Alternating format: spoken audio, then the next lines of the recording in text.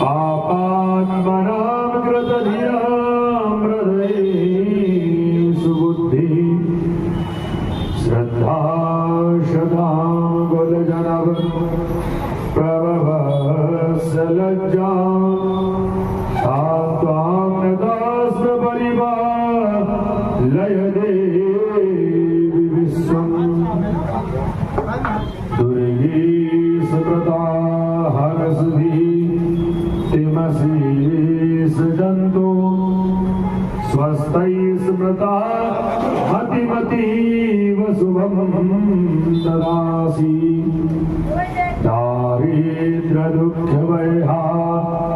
ऋणिका त्वदन्या सर्वोपकारकरणा ये सदा चित्ता अतुलित बलधाम हैमशैला बदेहम् धनुजवन किसारं ज्ञानिनामाग्रगण्यम् सकल गुण निधारं वानराणामधीशं रघुपति प्रिय भक्तं वातजातं नमामि।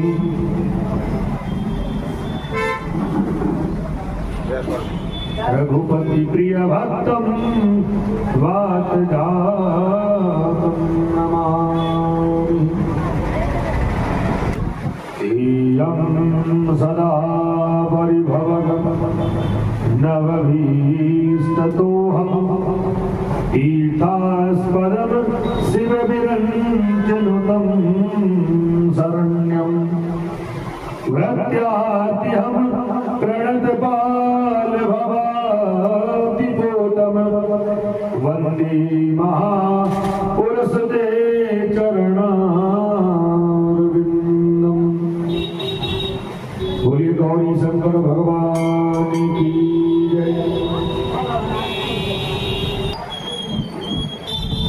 भरत मंगल में भगवत स्वरूप भगवती जगदम्बा भवानी के चरणों में हम कोटि शत प्रणाम करते हैं और गौरी शंकर भगवान के चरणों में प्रणाम करते हैं कि प्रभु आपकी कृपा से ये कथा हम श्रवण कर रहे हैं, ये विशेष आपकी ही कृपा है। हे गौरी शंकर भगवान, आप हम पर और सभी पर प्रभु आपकी कृपा बनी रहे। ग्राम के सभी देवी देवताओं की भी कृपा है, विप्र देवताओं की भी हम पर कृपा है। उनकी कृपा से ही ये श्रीमद् देवी भागवत आज संपन्नता की ओर प्रस्थानगत है। ब्राह्मणों की कृपा है हम पर और ब्राह्मण देवताओं के साथ भी सभी ग्राम के संतों की भी कृपा है हम पर और जगदम्बा की कृपा भी है। यहाँ पर महादेव पिपलेश्वर महादेव पीपल के वृक्ष के यहाँ पर महादेव विराजमान है। तो भगवान शिव साक्षात है। शिव के सन्मुख भगवती विराजमान है और भगवती के सन्मुख महादेव विराजमान है और इन विराजमान शक्तियां जो हैं, शिव और शक्ति की जब कृपा होती है तभी ऐसे कार्य, ऐसे अनुष्ठान और ऐसे श्रीमद् देवी भागवत जो है हमें श्रवण करने में आनंद आता है। कल हमने कथा में बताया था कि उस भगवती आदि शक्ति के जो अंगरक्षक हैं वो हमारे मारुति नंदन भगवान हनुमान जी महाराज और एक उनके अंगरक्षक भैरव जी, उन सब के कृपा भी उनकी कृपा भी हम पर है। हनुमान जी महाराज की भी कृपा है क्योंकि वो जब आते हैं तब भगवती की कृपा विशेष प्राप्त होती है। और भगवती से निवेदन करें कि कोई हनुमान जी महाराज भैरव बाबा भी हमें उनकी कृपा हम पर बनाए रखें। और इनके साथ साथ जो है आज हम कथा में प्रविष्ट हो रहे हैं, जिन दैत्यों का भगवती ने संहार किया है और संहार करने के बाद भगवती ने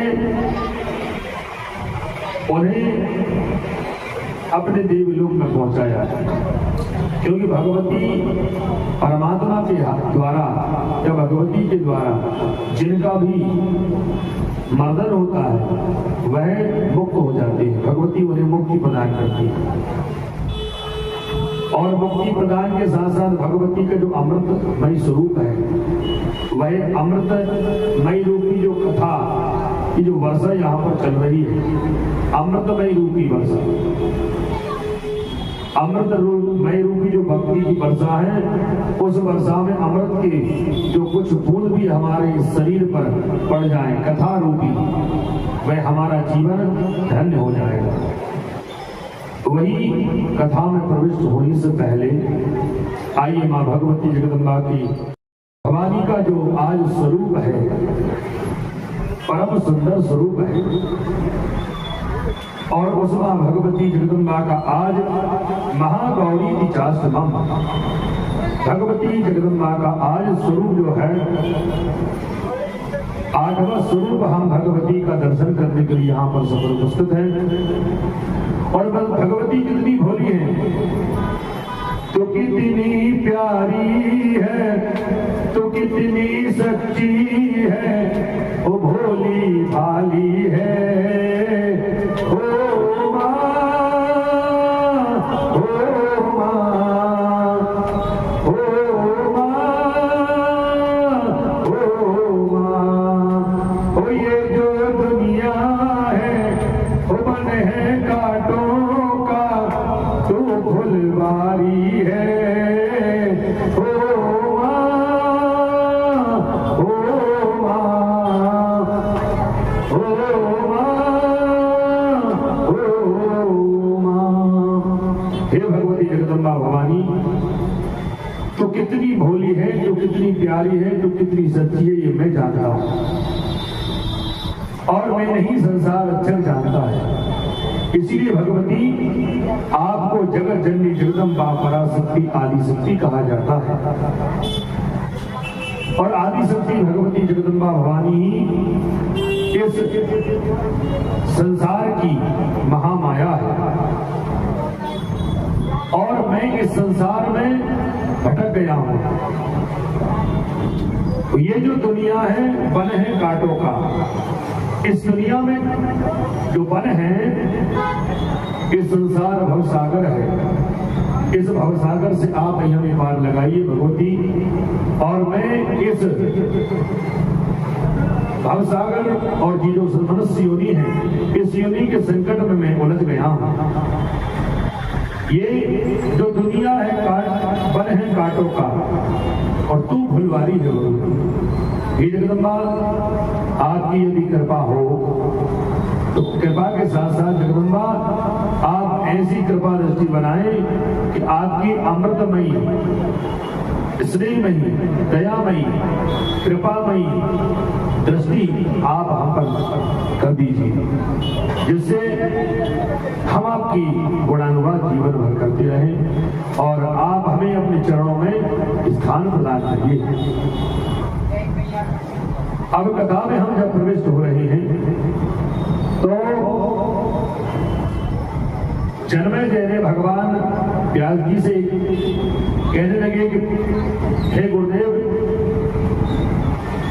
हे वैशंपायन, मैं आपसे एक निवेदन करता हूं कि वो भगवती आदि शक्ति जगदम्बा जो हैं, उन्होंने जो भद्रकाली का रूप अलग से धारण किया है और अम्बा भगवती अलग है। इनके रूप में थोड़ा आप हमें सविस्तार बताइए। तब व्यास जी ने कहा कि सुनिए, बोले हम आपको एक विषय में बताते हैं कि अम्बा भगवती जो है वह भगवती राजराजेश्वरी है और उसने ही एक अलग रूप धारण करके उस रक्त बीज का संहार किया था। और वे भगवती वो भद्रकाली का पालनी, दुर्गा क्षमा शिवा धात्री, वो भद्रकाली भगवती है। ऐसी भद्रकाली जिसने इतना रौद्र रूप धारण किया था, इतना रौद्र रूप धारण किया था कि वह इस प्रकार नरसंहार कर रही, दैत्यों का संहार कर रही है वो, जिसके लिए देखना देवताओं के लिए भी बड़ा अत्यंत दुर्लभ हुआ। भगवती अपने स्वरूपों से जब उन्होंने दैत्यों का संहार किया था, इतना भीषण संहार हुआ है कि देवता भी उस दृश्य को देख नहीं पाए। वो छिपकर के हिमालय में जाकर के और अलग से देख रहे थे कि ऐसा नहीं हो कि वो भगवती जो है अपने रौद्र रूप में आकर के हमें कहीं भयभीत ना कर दे। और जब देवता उस भगवती के स्वरूप को देख करके कुपित हो गए, डर गए, भयभीत हो गए, तो बताइए वो जो राक्षस है, जो दानव है, वो दानव कैसे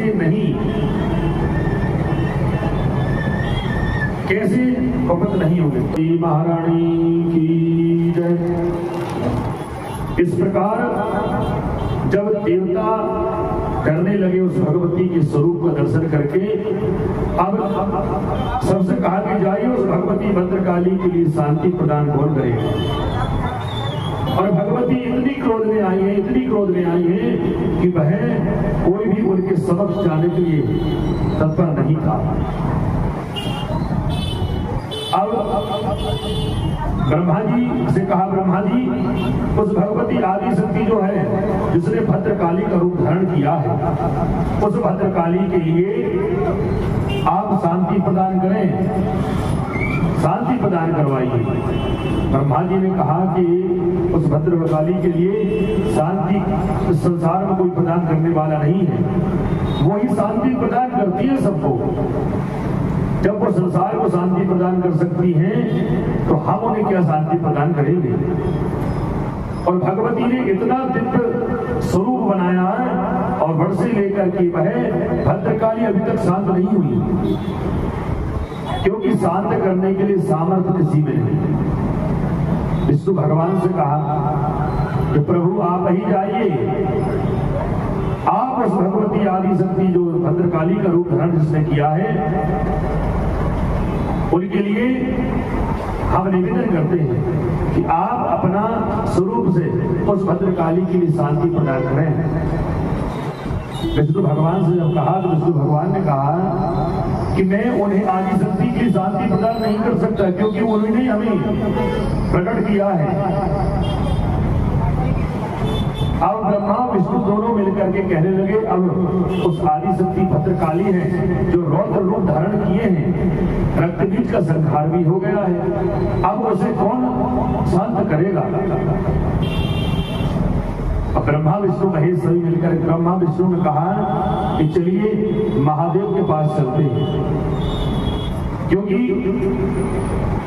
जब रक्तबीज को मारने के लिए, संहार करने के लिए सभी देवता मिलकर के कहाँ पहुंचे थे, हिमालय पर्वत पर पहुंचे और भगवती पार्वती के शरीर कोष से निकल के वो कोष की देवी ही भद्रकाली के रूप में अवतरित हुई।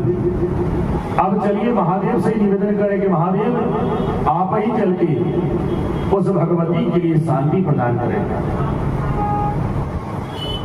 शिव पुराण में आता है कि जब रक्तबीज का संहार करने के लिए भगवती आदि शक्ति ने जब भद्रकाली का रूप धारण किया उस पार्वती ने, तो पार्वती मैया से भगवान भोलेनाथ ने कहा कि मैं तुम्हें एक ऐसा चरित्र करने के लिए तुम्हें आदेश दे रहा हूं कि भाई आपको अपना स्वरूप का परित्याग करके आपको भद्रकाली का रूप धारण करना पड़ेगा। और उस समय आप से निवेदन है कि आपको कोई रोक नहीं पाएगा, तब मैं आपको रोक लेने के लिए आपके समक्ष आऊंगा।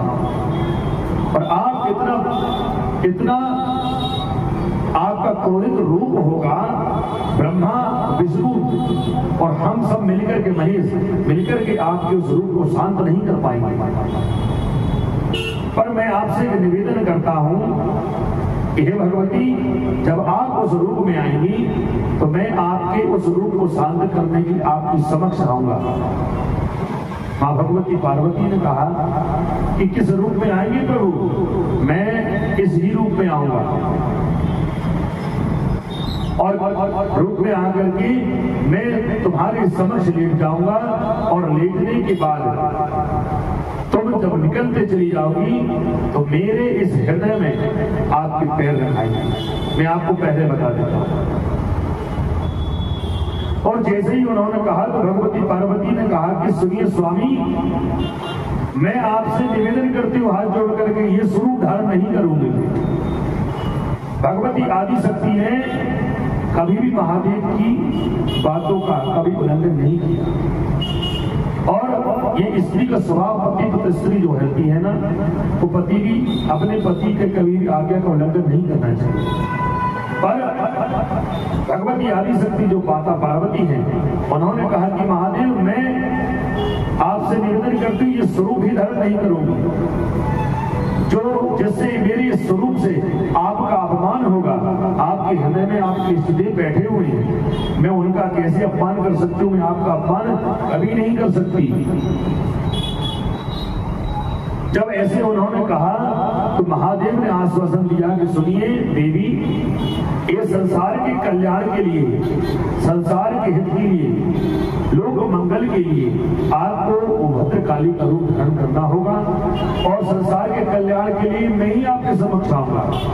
क्योंकि आप जब स्वरूप धारण करेंगी तो आप दानवों का नाश करने के बाद भी आप जिस क्षेत्र में जाएंगी वहां आप सभी का नाश करना प्रारंभ कर दोगी। आपको शांत करने के लिए मैं अपना स्वरूप में आकर के और आपको शांत करूंगी। तो भगवती माता पार्वती जो आदि शक्ति, जिनके शरीर से वह कौश की देवी जो निकली थी, माता पार्वती ने कहा कि स्वामी, मैं इस चरित्र को करने के लिए सामर्थ्य नहीं हूं मैं। पर महादेव ने कहा कि सुनिए माता, आप नहीं जानती उस रक्त बीज ने जो तपस्या की है वो स्त्री के द्वारा ही मारा जाएगा। हम मारने में समर्थ नहीं है, क्योंकि उसने मेरे से ही वरदान लिया है। बोले मेरा जितना रक्त इस पृथ्वी पर गिरेगा उस रक्त से ऐसे बड़ा बड़े भयंकर दानव रक्त भी असंख्य जन्म लेगी। इसी पर भगवती ने कहा और कहने पर महादेव से जब कहने लगे तो भगवती ने उस बात के लिए ग्रहण किया। और इसलिए भगवती जो है भद्रकाली इतना विकराल रूप धारण करके जिस लोक में जाती उस लोक को वह करलता से वह जलने लगता। भगवती मुंड मान धारण किए और उस रक्त बीज के शरीर से जो रक्त निकला उससे रक्तपथ है भगवती, और जहां देखो वहां जा रही है और वह उनका सामना कोई नहीं कर पा रहा है। सभी देवी देवता मिलकर कहते हैं, हे महादेव, बड़ी दिव्य स्तुति की है।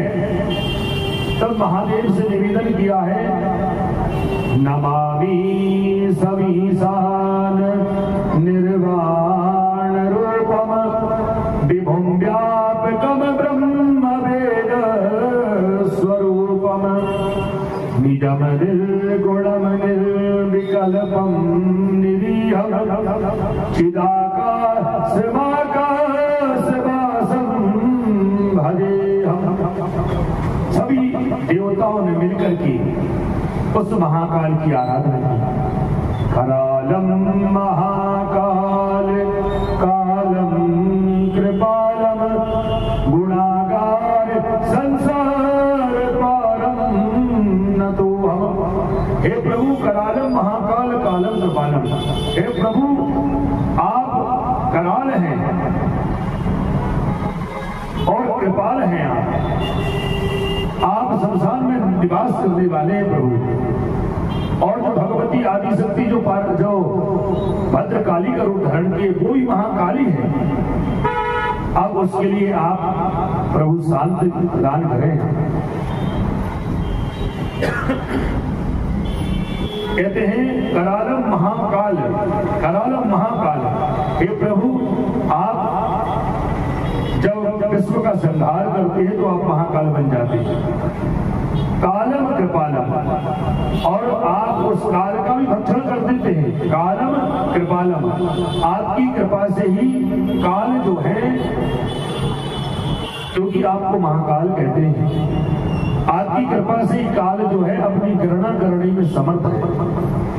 करालम महाकाल, कालम कृपालम, और कृपाल हैं आप। कृपाल का मतलब क्या होता है? जो कृपा करने वाले हो। करालम महाकाल, कालम कृपालम, और गुणाकार संसार पारम न दोहम। हे प्रभु, हम आपके जो उपकार हैं, आपके गुण हैं, उनका हम गाने में समर्थ नहीं है। गुणाकार संसार पारम न दोहम, ये पूरा संसार आपका गुणानुवाद करता है, फिर भी हम आपके गुणानुवाद करने में समर्थ नहीं है प्रभु। इसलिए जो हमसे बन पड़ा है, न जानाम योगम जपमनेव पूजाम, न तो हम सदा सर्वदा संभुतुभ्यम, जरा जन्म दुःखो गतातप्यमानम, प्रभु पायापल नमामि सुशंभो। हे प्रभु महादेव, हम जिस स्तुति से आपकी सेवा कर रहे हैं, हम ये भी नहीं जानते। न जाना भी योगम, हे महाकाल, हे महादेव, न जाना भी योगम, न हम आपका योग जानते। जपम नहीं व पूजम, न हम आपका जप जानते, न तप जानते, न क्रिया जानते।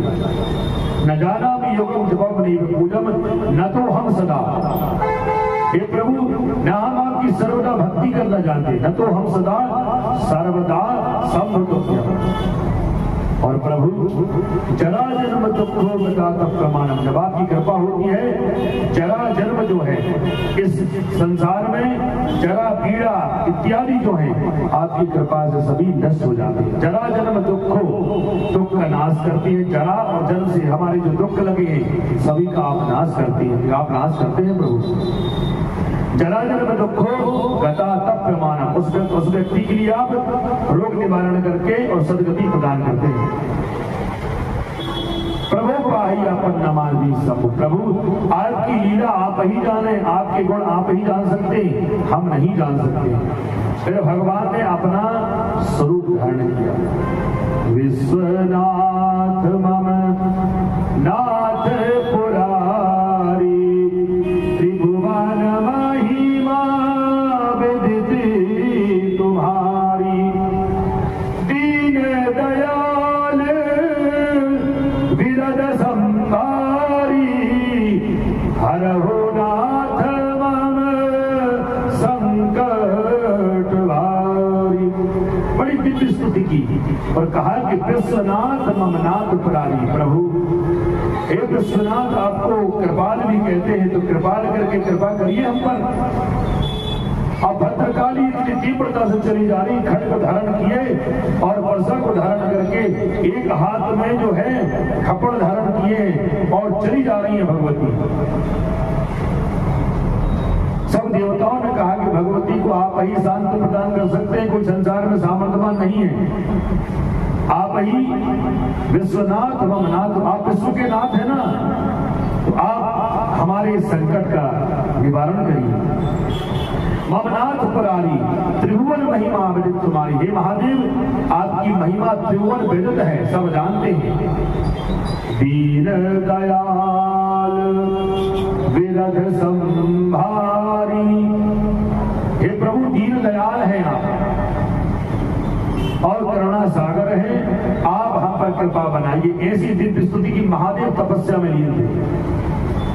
अब तपस्या में लीन थे क्योंकि उस भगवती के लिए हृदय से शांति प्रदान करना चाह रहे थे महादेव, कि हृदय से कह रहे थे शांति प्रदान करिए, शांति ग्रहण करिए भगवती। पर भगवान महादेव की अंदर आत्मा की बात नहीं सुनी, क्योंकि भगवती उस समय जब युद्ध कर रही थी तब उन्होंने अंतर आत्मा नहीं, इस दिव्य चक्षु से उन्होंने नरसंहार वह दैत्यों का संहार किया था। और त्रिभुवन महिमा विदित तुम्हारी प्रभु, त्रिभुवन संसार में महिमा विदित है आपकी। आप चलिए उनके लिए शांति प्रदान करिए। फिर भगवान महादेव चले और चलने के बाद कहते हैं कि भगवान चले जा रहे हैं महादेव, और इतना सौम्य स्वरूप भगवान ने धारण किया। देखो, क्रोधी व्यक्ति के आप क्रोध से नहीं जीत सकते।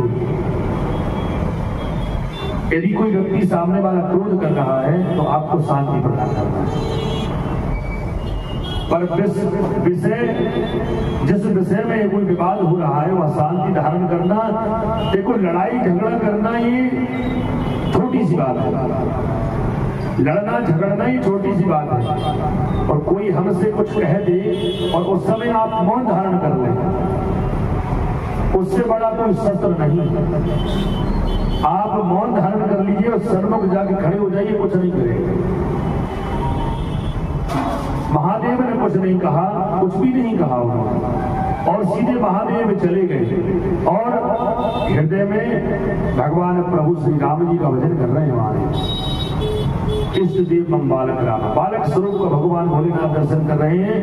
और करते करते भगवती जो भद्रकाली है, अब सब देवताओं से मिलकर कहाँ है भगवती, काली कहाँ है। अब देवताओं ने कहा कि प्रभु हमें पता होता तो क्या बात थी, हम आपके पास आए हैं, अब आप हमसे ही पूछ रहे हैं। आप स्वयं सर्वांतर्यामी हैं। और वह जाकर के उस भगवती के सन्मुख पहुंचे और सन्मुख पहुंच करके बड़े विशेष भगवती की जो स्तुति की है। नमो देव्यै महादेव्यै शिवायै सततम नमः, नमः प्रकृत्यै भद्रायै नियत प्रणता सुमृता।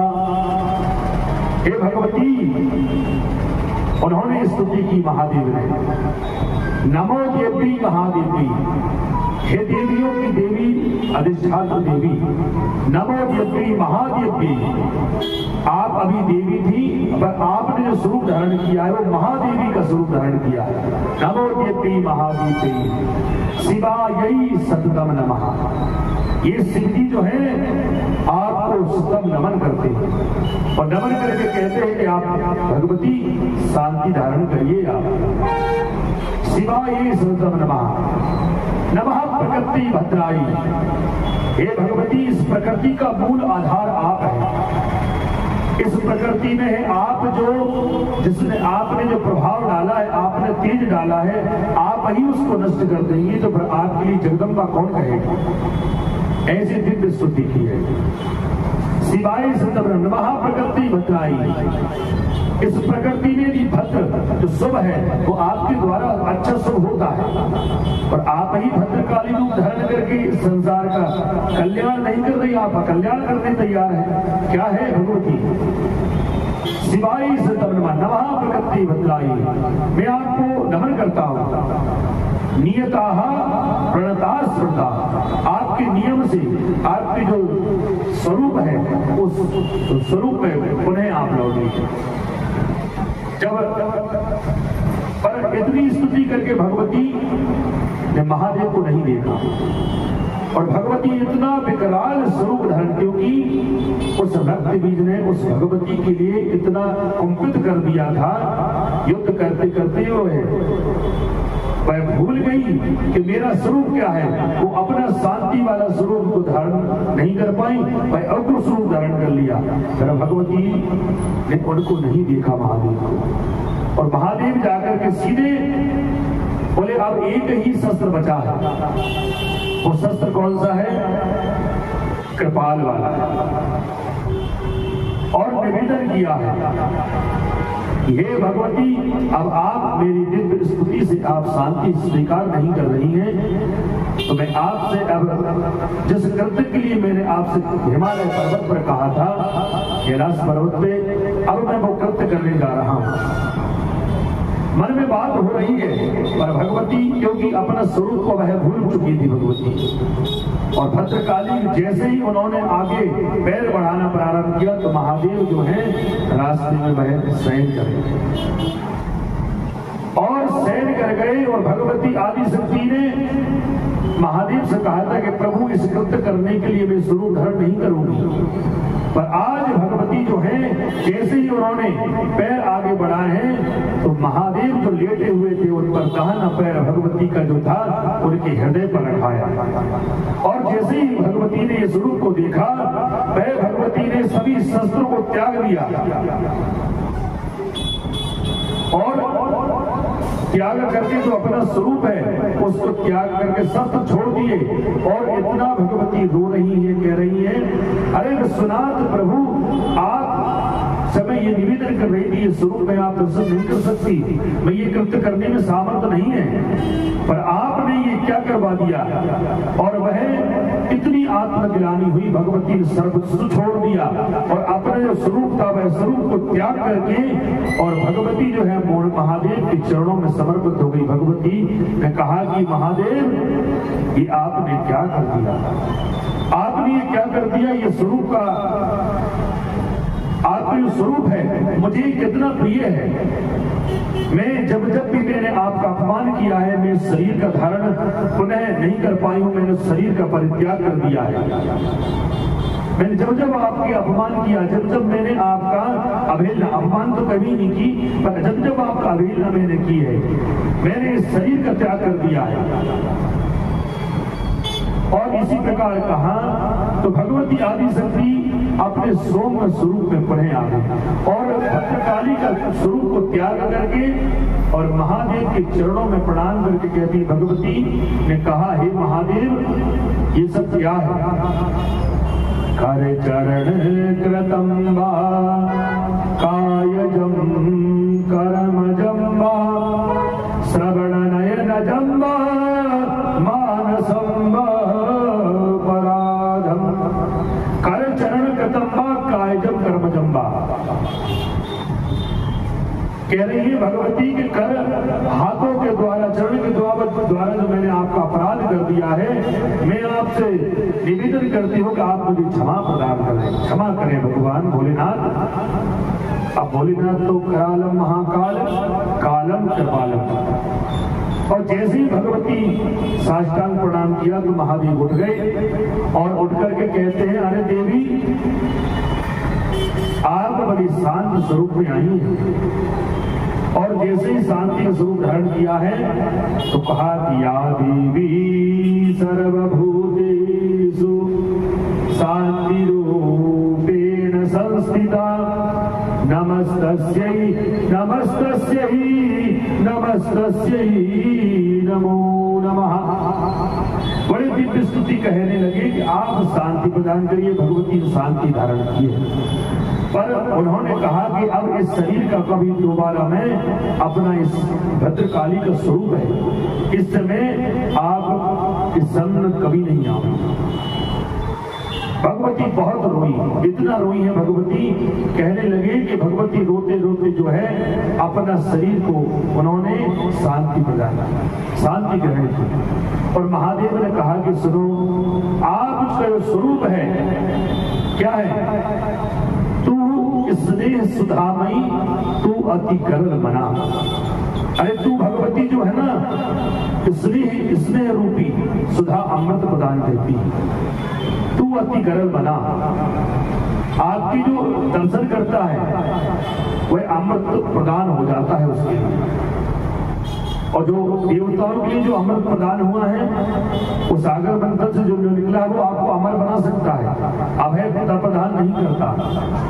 पर भगवती का जो दर्शन, जो भगवती की कृपा प्राप्त कर लेता है उसे अभयता प्राप्त होती है और भगवती जो है उसे सायुक्त मुक्ति प्रदान करती है। बोल भगवती महारानी की जय।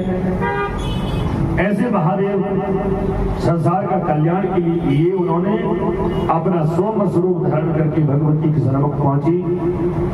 और भगवान विश्वनाथ जो है बहुत उनकी लीला अपरंपार है। बोलिए गौरी शंकर भगवान की जय। देखो, जब जब मन अशांत हो, जब जब कोई संकट आए, आप लोग कृपा करके थोड़े स्थान से परिवर्तन करते हो आगे की ओर चले आए। देखो जीवन में आगे चलने में ही विशेष है, पीछे लौट के नहीं देखना चाहिए। हाँ पीछे देखो कि भक्त नहीं बने तो देख लो जाओ, संसार में आगे ही चलते रहिए। और जब मन अशांत हो ना, शिव जी के मंत्रों का उच्चारण करना चाहिए। जपहु जाय संकल सतनामा, हो यही हृदय तुरंत विश्रामा। जब मन अशांत हो ना, कभी कभी क्रोध मन में आ जाए, उस समय अब शंकर जी के 100 नाम तो आपको पता नहीं होंगे। जपहु जाय शंकर सतनामा, हो यही हृदय तुरंत विश्रामा। तो भोलेनाथ के 100 नाम नहीं पता हो तो 100 बार ओम नमः शिवाय करते, क्योंकि वो पंचाक्षर मंत्र जो है ओम नमः शिवाय, ये महामंत्र है। अब कुछ मंत्र तो श्री शिवाय नमस्तुभ्यं भी चल रहा है, पर ये जो महामंत्र जो ओम नमः शिवाय है ना, इस महामंत्र का जपने से दक्ष प्रजापति काशी विश्वनाथ में जाकर के महामंत्र ओम नमः शिवाय जपा और भगवान भोलेनाथ प्रसन्न हुए और दक्ष प्रजापति के अपना जो मुख था, उनका जो मुख चला गया था वो उन्होंने प्रदान किया है। इसीलिए जब मन अशांत हो कभी कभी तो आप ओम नमः शिवाय का उच्चारण करिए मन में 100 बार। घर में पति पत्नी में लड़ाई हो जाए, अब जैसे ही पत्नी से लड़ाई हुई, जाकर माला लेके बैठ जाओ भगवान के मंदिर में। अब पति ढूंढे देवी कहाँ गई, बोले देवी मंदिर में है, चलो अपनी ड्यूटी चलती। तो ऐसे जो है थोड़ा जो विनोद वाली बातें हो जाती है, और भगवती के दर्शन जब कर देते हैं तो महादेव भी चले जाते हैं, भैया ठीक है। इस प्रकार जब मन हमारा शांत हो संसार में लगे, कभी कभी जीवन में होता है कि संसार शब्द नाशवान तो है, और संसार अब ये अपना है कि ये अपना है, कौन अपना है? संसार में कोई किसी का नहीं। मैं किसका हूं ये झगड़ा मिटा दो आप ही प्रभु। इसलिए मेरा जो जीवन मिला है आपने ही मुझे प्रदान किया है। और भोलेनाथ का पंचाक्षर मंत्र सर्वश्रेष्ठ है। इस प्रकार देवी देवताओं ने मिलकर के महादेव की आराधना की। महादेव ने उस भगवती आदि शक्ति को शांति प्रदान की, और शांति प्रदान करके फिर भगवती ने अपना उस स्वरूप को त्याग दिया और कहा कि अब ये स्वरूप जो है, अब जीवन में कभी भी ऐसा स्वरूप धारण नहीं मैं करूंगी, पर आपके सन्मुख आने से ही मेरी शांति मुझे प्रदान की। महादेव ने शांति प्रदान किया। अब देवी भगवती जो है पुनः अपनी हिमालय पर पहुंच गई। अब जन्मेजय ने कहा कि भगवती का इतना स्वरूप है। व्यास जी ने कहा कि उस स्वरूप का दर्शन करने से अनेक जन्मार्जित पाप, 94 जन्मों के किए हुए जो पाप है वो सभी नष्ट हो जाते हैं। अब जन्मेजय ने कहा कि भगवती के सन्मुख, परमात्मा के सन्मुख होने से, और भगवान के सन्मुख होने से ही हमारे जो अंदर के किए हुए पाप हैं वो सभी नष्ट हो जाते हैं। अब जो माला चढ़ा रहा है उसका भी वही कल्याण होगा जो हाथ जोड़कर भगवान से कह रहा भैया भगवती हमारे पास कुछ नहीं, हाथ ही जोड़ के विनती कर रहे हैं हम। अब ऐसा नहीं है कि जो विशेष भगवान को मिष्ठान भोग लगाएगा भगवान पहले उसकी सुनेंगे, ऐसा नहीं है। रामायण में चौपाई आती है, सन्मुख होए जीव मोहि जावाहि, जन्म कोटि अगनासहि तबहि। भगवान या भगवती भोलेनाथ के सन्मुख आप पहुंच गए ना, तो भगवान समझिए यदि उनके सामने पहुंच गए और हाथ जोड़ खड़े हो गए, समझिए कृपा है। और उस कृपा में यदि आपने हाथ जोड़कर कह दिया कि प्रभु मैं बहुत पापी हूं, मैं बहुत दुष्ट हूं, पर आपने मुझे यहां पर इस मंदिर में बुला लिया है, और बुला तो आपने लिया है। अब जैसे ही आपने ये भाव वहां पे रखा ना आपने, तो भगवान कहते हैं कि सन्मुख होए जीव मोहि जावहि। भगवान के सन्मुख जो व्यक्ति जीव चला जाता है, भगवान उसके करोड़ों जन्म कूट अघनाशय तबई, जन्म कोट अघ, आगे और पीछे की हुई जो पाप है अनजाने के, वो सभी पाप जो हैं भगवान नष्ट कर देते उनके सन्मुख जाने से। पर कैसे जाए आप? जब सन्मुख खड़े हुए तो संसार में उस समय सब भूल जाएंगे, कोई किसी का नहीं है। ये रिश्ते नाते हैं ना, ये सब जीवित रिश्ते नाते हैं। मरने के बाद सबकी फोटो कईयों की फोटो में नहीं है। आज तो फोटो का जमाना है, AI का जमाना है, लोग वीडियो बना लेते हैं भैया उनके नाम से बन जाती है। पर AI से आप वीडियो बना सकते हैं, पर जो जीवित है वो इनके साथ माता पिता की लोग सेवा नहीं करते।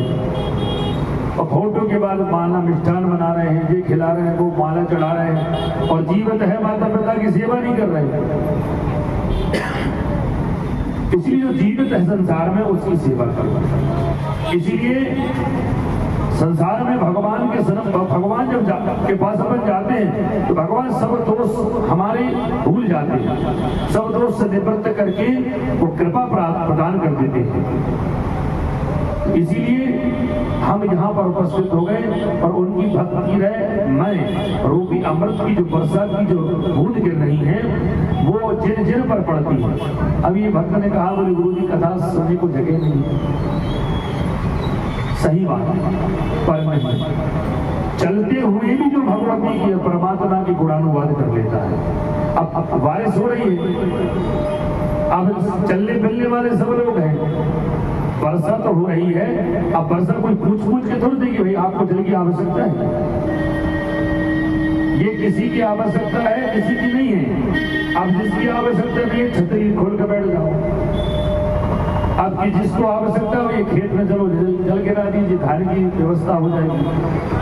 तो जिसकी जो सामर्थ्य जो व्यवस्था है भगवान उसे समान रूप में सब कृपा बनाए थे। अब वर्षा हो रही है तो भाई भीगोगे भी, कुछ बैठ के अंदर सूखे भी रहेंगे। तो भगवान भगवती की जो अमृतमयी जो दिव्य कथा है उसकी वर्षा में हम बैठे तो भी भीग रहे हैं, तो चलने वाले हैं वो भी स्वीकार कर रहे हैं, वो भी भीग रहे हैं। अब वो जल में भीग रहे हैं, कथा भी श्रवण कर रहे हैं। हम यहाँ सूखे हैं तो भगवती की अमृत रूपी जो वर्षा हो रही है उसमें हम स्नान कर रहे हैं। अब जनमेजय से कहा व्यास जी ने कि ऐसी दिव्य स्तुति जब की भगवती चली गई। अब जब रक्त बीज का मरण देखा, कुछ जो दैत्य बचे गए थे रक्त बीज के साथ जो दैत्य आए थे उन्होंने उस रक्त बीज के टुकड़े देखे और वह देखने के बाद में कुछ तो मिले ही नहीं, थोड़े अवशेष मिले थे, वो सूखे पड़े हुए थे। बाकी तो भगवती जो है रक्त पान कर गई, चबा गई। अब हड्डी इत्यादि बचे होंगे उनमें से कहाँ जन्म, तो रक्त की जन्म से होता था। अब ये सब देखा कि वह सभी जो दानव हैं वो देख करके वह बहुत डर गए। इतना भीषण युद्ध हुआ था कि वह इतनी धूल उड़ रही थी, रक्त रंजित धूल में धुएं में रक्त रंजित हो गया था।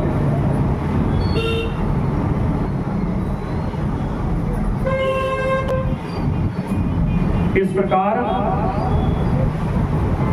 जब आगे देखा तो सभी ने क्या देखा, और तेज कर तो कुछ नहीं होगा, जहाँ कथा तो सुनाना चाहिए, भक्तों को कथा कैसे सुनाएगी।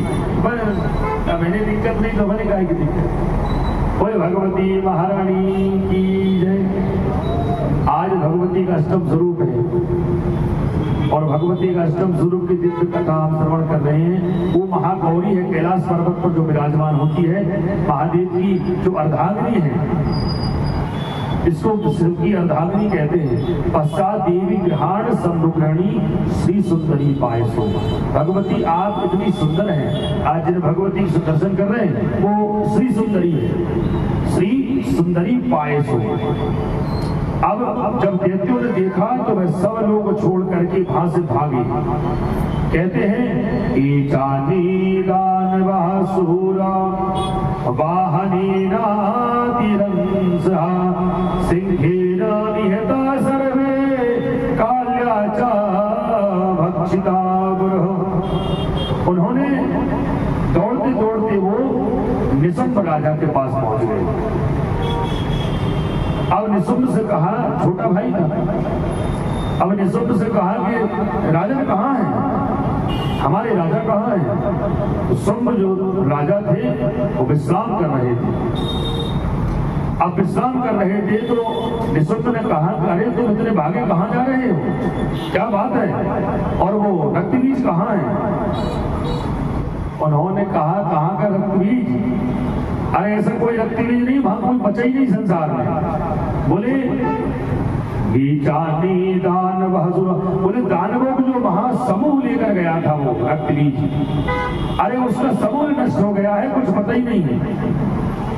अब निशुम्भ ने कहा कि उसके लिए तो वरदान था, उसको तो कोई मारने वाला पैदा ही नहीं था, अरे एक मरता सैकड़ों खड़े होते थे।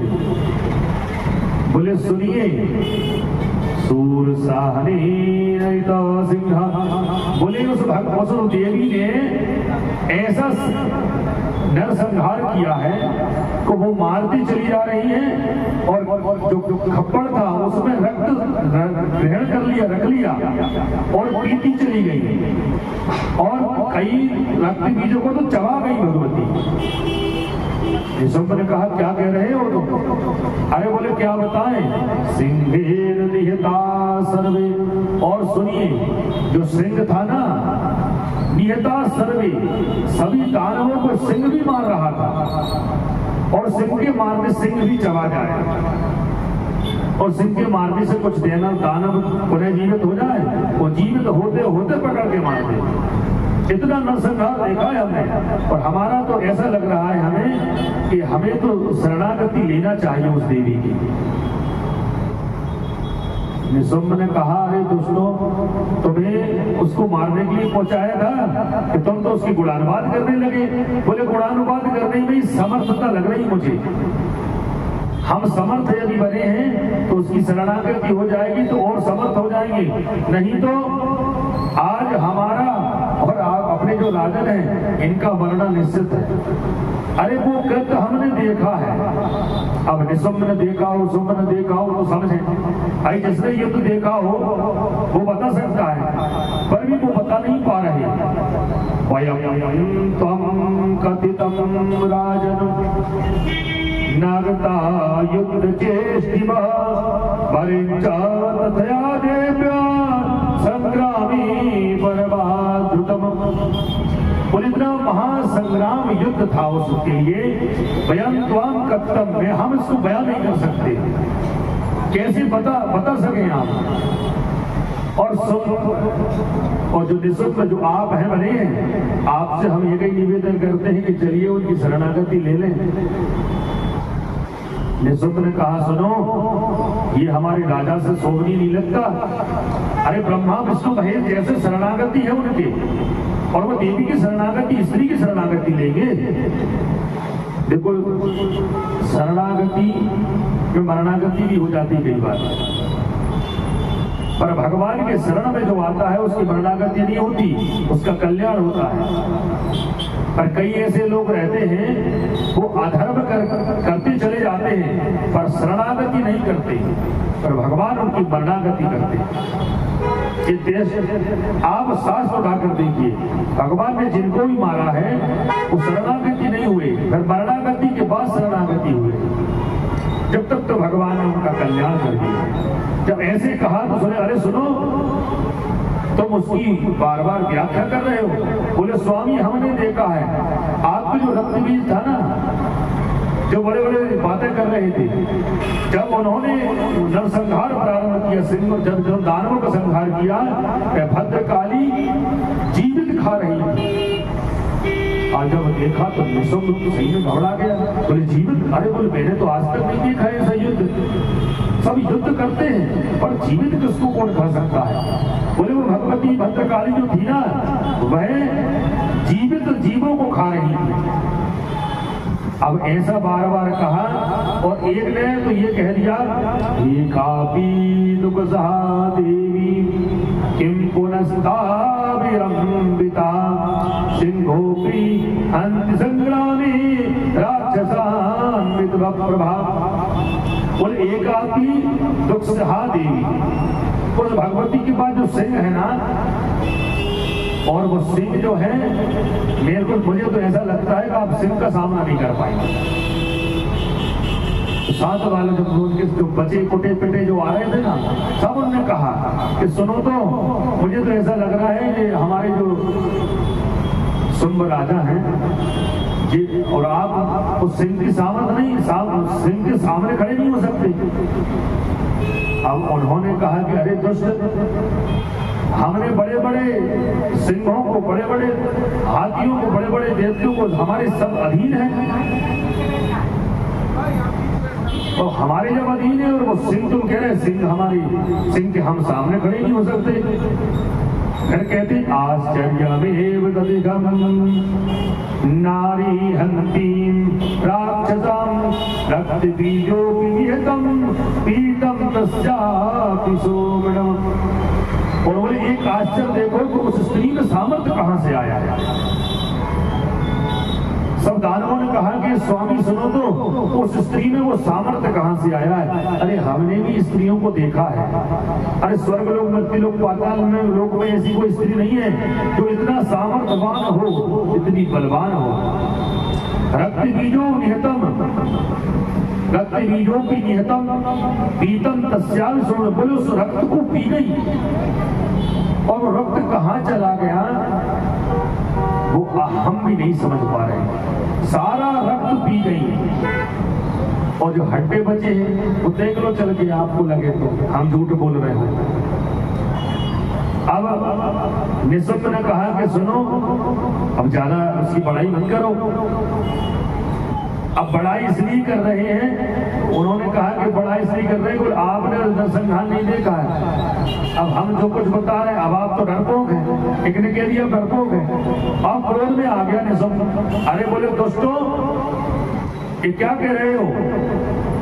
अन्ये निपिता देव्यो संग्रामी भीमकानृपः चामुंडाय समासं में भक्षितम सकलम रणे। बोले उसने ये कहा है कि मैं ऐसे ऐसे, आप लोग और खसक आइए, देखो जगह इतनी है।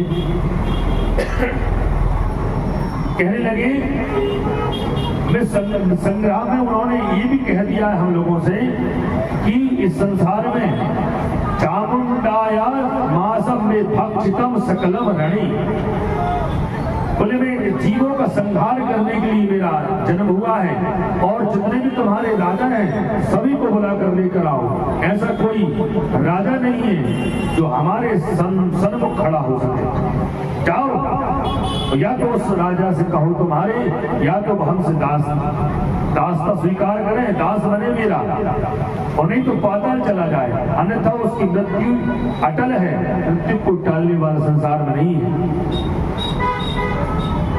और बोले मैंने ये भी सुना है, देवी कह रही कि उसने ब्रह्मा जी से वरदान मांगा है कि स्त्री भी नहीं मार सके, स्त्री में कोई सामर्थ्य नहीं है। बोले मैं ये कहती हूँ कि उसमें सामर्थ्य नहीं है मेरे पास सन्मुख खड़े होने का, ऐसा कहा भगवती ने। बोले सामर्थ्य यदि है तो आए।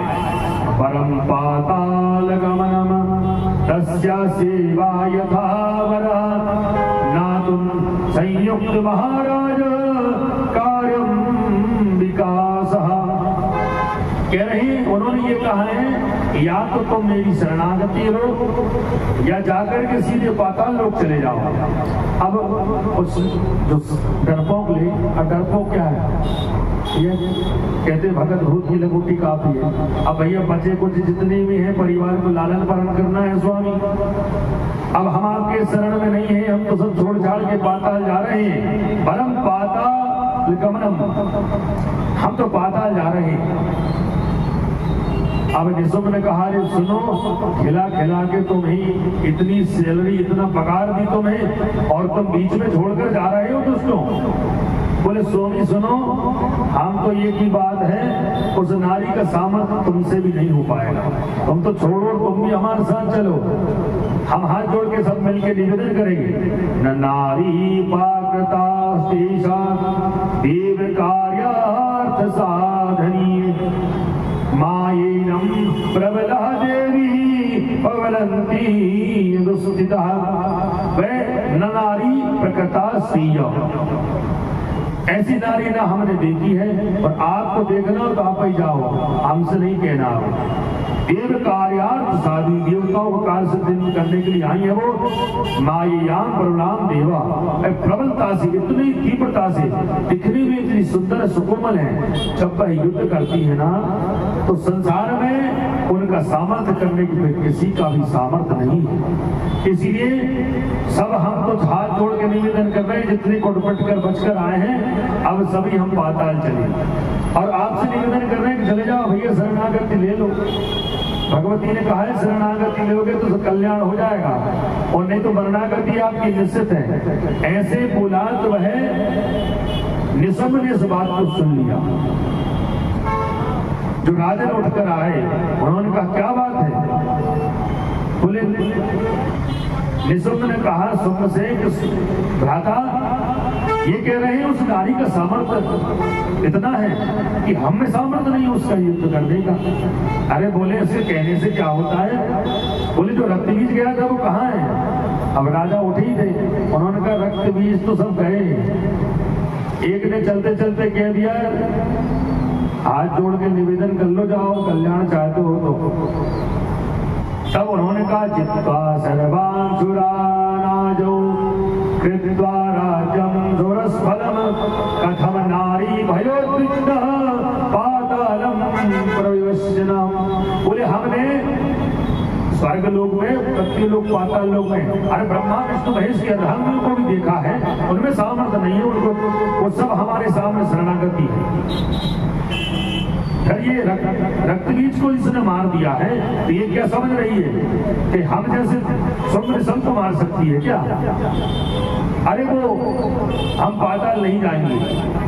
निहतम पासदम सर्वान रक्त बीजन मुखारणी प्राण त्राणा गच्छामि प्रियत्वम किम विपुलम यसा। बोले सुनो, अब हम जो हैं उसी से हम सामर्थ्य से युद्ध करेंगे। और बोले अब रक्तबीज को उसने मार दिया है तो अब हम ऐसे दासता उस स्त्री का स्वीकार नहीं करेंगे। अरे हमने जो ऐश्वर्य कमाया है, जो बल कमाया है, जो ऐश्वर्य कमा दिया है, आधिपत्य जमाया है, सब लोग हंसेंगे हम पर। तो बोले निशुम्भ बड़े दैत्य बनते थे और एक नारी की दासता स्वीकार कर ली उन्होंने, नारी के सन में शस्त्र रख दिया है। निशुम्भाहं गमिष्यामि रथारूढ़ो रणांजिजे हित्वा तावस्यामि नागयिष्यामि चायथा। बोले जाओ, किसी में सामर्थ्य नहीं है। तब कहते हैं निशुम्भ ने कहा कि राजन जिस भ्राता आपकी आज्ञा हो तो मुझे आप आदेश प्रदान करिए, मैं देखता हूं उस देवी को, कौन स्त्री है जो सामर्थ्यवान हो गई। अब जाते जाते फिर बच गए थे, एक दो बच जाते, भीड़ से जा रहे होंगे। उन्होंने निशुम्भ से कान में कहा कि कहाँ मरने जा रहा भैया? अरे तेरे जब भैया के चक्कर में ऐसा नहीं तू भी चला जाए, ये तो जाएगा, इसकी बुद्धि तो नष्ट हो गई है। पर ये तुम समझदार लग रहे हो, तुमको हमने कथा श्रवण करा दी है, तुम उनकी शरणागति कर लो, तुम्हारा कल्याण हो जाएगा। तो निशुम्भ दौड़ के मार्ग में बोला, अरे दुष्ट जा पाताल चला जा, तुम्हारे जैसे हमने कायल थोड़ी है, हमने ब्रह्मा जी से वरदान लिया है। अरे ये देव दानव ये सब क्या मार सकते, सामर्थ्य क्या? और वो स्त्री में क्या सामर्थ्य है? ब्रह्मा जी ने भी कहा है कि स्त्री मारेगी पर स्त्री तो सुकोमल होती है। ऐसा जब उन्होंने कहा तो वह रथ में आरूढ़ हो गया। कौन? निशुम्भ। और रथ में आरूढ़ होकर कहते हैं निशुम्भाहं गमिष्यामि रथारूढ़ाजिते। बड़े रथ में आरूढ़ होकर के और करोड़ों सेना लेकर के चल दिया, और 7 सेना लेकर युद्ध करने के लिए वह चला जा रहा है। और जैसे ही वह उस कुरुक्षेत्र में, युद्ध क्षेत्र में जब पहुंचा तो निशुम्भ कहता है अहमद्या हनिष्यामि दृष्टांचा कालिकावरः आगमिष्याम्यहं शीघ्रं गृहीत्वा मधांके। अरे देवी, तुमने यदि सामर्थ्य है तो हमसे युद्ध करो। अब भगवती कह रही है अरे तुम में सामर्थ्य तो हमसे युद्ध करो। अरे हम तुमसे क्या युद्ध करेंगे, तुम में सामर्थ्य तो हमसे युद्ध करो, चलो। निशुम्भ बोला मैं अभी इस कुरुक्षेत्र में तुमने मेरा सामर्थ्य नहीं देखा है। अब बार बार भगवती ने कहा सामर्थ्य तो है, ये बात करने का समय नहीं है। अरे सामर्थ्य है तो युद्ध करो, ये वार्तालाप करने वाले बच्चों वाली बात मत करो। ऐसा कहा। बोले मेरे भाई ने ये कहा है कि मैं तुम्हें यस्सी वा बालवः वाक्य, बोले मैं बालक की तरह आपको बांध कर ले जाऊंगा, आपने मेरा सामर्थ्य नहीं देखा। बार बार ऐसा कहा। व्यास जी ने कहा देखो उस जगत की जननी से ये दुष्ट लोग कह रहे हैं कि बालक का स्वरूप बांध कर ले जाएगा। अरे ये इनका अहंकार नहीं बोल रहा। ये अहंकार कौन सा बोल रहा है, इसने वरदान लिया ब्रह्मा जी से, इसलिए वरदान के कारण यह अहंकार के कारण यह बोल रहे हैं। और वरदान जिसके पास होता है वो ऐसे ही अहंकार के बस से वह बोलना प्रारंभ कर देते हैं। फिर जैसे ही भगवती ने उसको देखा तो वह विशेष एक शंख लिया भगवती ने, और शंख लेकर के भगवती ने शंख का वह वादन प्रारंभ कर दिया। और शंख का वादन करके कहते हैं इतनी तीव्रता से शंख बजाया भगवती ने, शंख की नाद करी तो जितने भी दानव आए थे सभी कान बंद करके खड़े हो गए। और निशुम्भ ने कहा कि अरे देवी ये शंख क्यों बजा रही हो, युद्ध करना है तो शंख को छोड़ो। अब भगवती ने शंख के नाद के बाद कहा कि तुम में सामर्थ्य शंख की नाद सुनने की नहीं है। शंख की ध्वनि जो रहती है ना, इसलिए घंटी शंख हर पूजन में बजाना चाहिए और हर घर में बजना चाहिए। आगमार्थम देवानाम गमनार्थम दुदाक्षिणम घंटा नादम प्रगुरवीत पश्चात घंटा प्रबोधियेत। देवताओं की पूजन में सुबह शाम जो है घंटी और शंख ध्वनि होना चाहिए। आगमार्थम तो देवानाम, घंटी जब बजाते घंटी और गरुड़ जो बच्चा है उसके आने से आगमार्थम तो देवानाम, देवता आ जाते हैं। गमनार्थम तो राक्षस। और जब भी कभी युद्ध प्रारंभ जब होता, महाभारत में जब युद्ध प्रारंभ होता था प्रातः काल, तो वह शंख की ध्वनि प्रारंभ करते थे। और शंख जब बजता था तो वह महाप्रलय युद्ध हुआ करता था, महाप्रलय होती। और भगवती ने जब जैसे ही युद्ध के लिए पहले युद्ध करने से पहले शंख की तीव्रता से बचाया तो वह उस निशुम्भ ने कहा कि अरे अबला देवी तुम शंख को मत बजाओ। और शंख की ध्वनि उस व्यक्ति के लिए बुरी लगती है जिसके हृदय में कुटिल हृदय होता है। शंख की ध्वनि जिस घर में बजती है उस घर में लक्ष्मी, शुभ लक्ष्मी का आगमन होता है। घंटी शंख जरूर बजना चाहिए। और भगवान का जब भोग लगाए तब घंटी जरूर बजाना चाहिए। घंटी शंख से, अच्छा घंटी क्यों बजाते हैं बताइए? ऐसा नहीं भोग लगाते घंटी बजा दी भगवान ने भोजन पा लिया। भगवान भोग का स्वीकार नहीं करते, भोग स्वीकार तो नहीं करते। भगवान को जो हम भोग बनाते हैं उस भोग में जो सुगंध है उस सुगंध से भगवान प्राप्त होते हैं। और जो दोष है, दोष लग गया उसको बनाने का, उस भोजन को दोष से मुक्त कर देते हैं भगवान। इसलिए भगवान को भोग लगाना चाहिए। जो वस्त्र मिला हो, तो ऐश्वर्य मिला हो, सब प्रभु का सामर्थ्य समझ के समझना चाहिए कि प्रभु आपने हमें प्रदान किया है। और घंटी शंख जब बजाते हैं तो गरुड़ भगवान जब चलते हैं तो उनके पंखों से वेदों की ध्वनि निकलती है, वेद ध्वनि निकलती है। तो घंटी बजाते हैं ना, तो घंटी बजाने से उस वेद की ध्वनि निकलती है।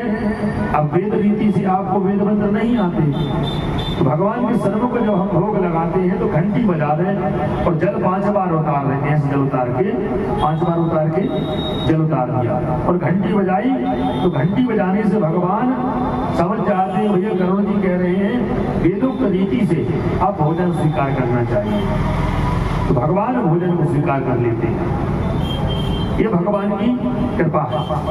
और उस प्रसाद को रोज नित्य प्रति भगवान का भोग प्रसाद बना करके भगवान को लगाओ, और वही भोग जो है अपने परिवार में सब मिलकर खाना चाहिए।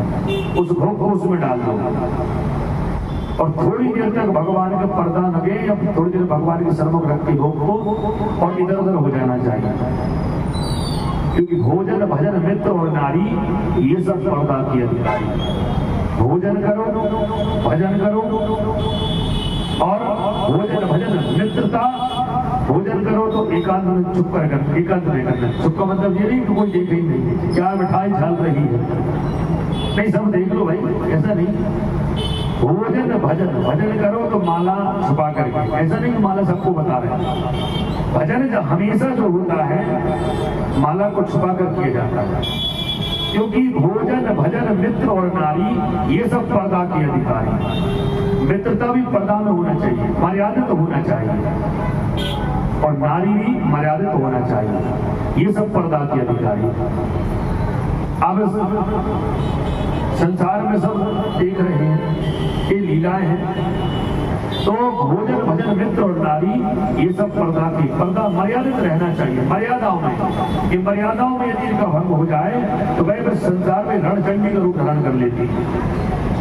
भोजन यदि मर्यादा में नहीं किया जाए, आप ज्यादा कर लो भोजन, तो भोजन आज आपको, आप उसको खा रहे हैं, कल वो आपको ही खा जाएगा।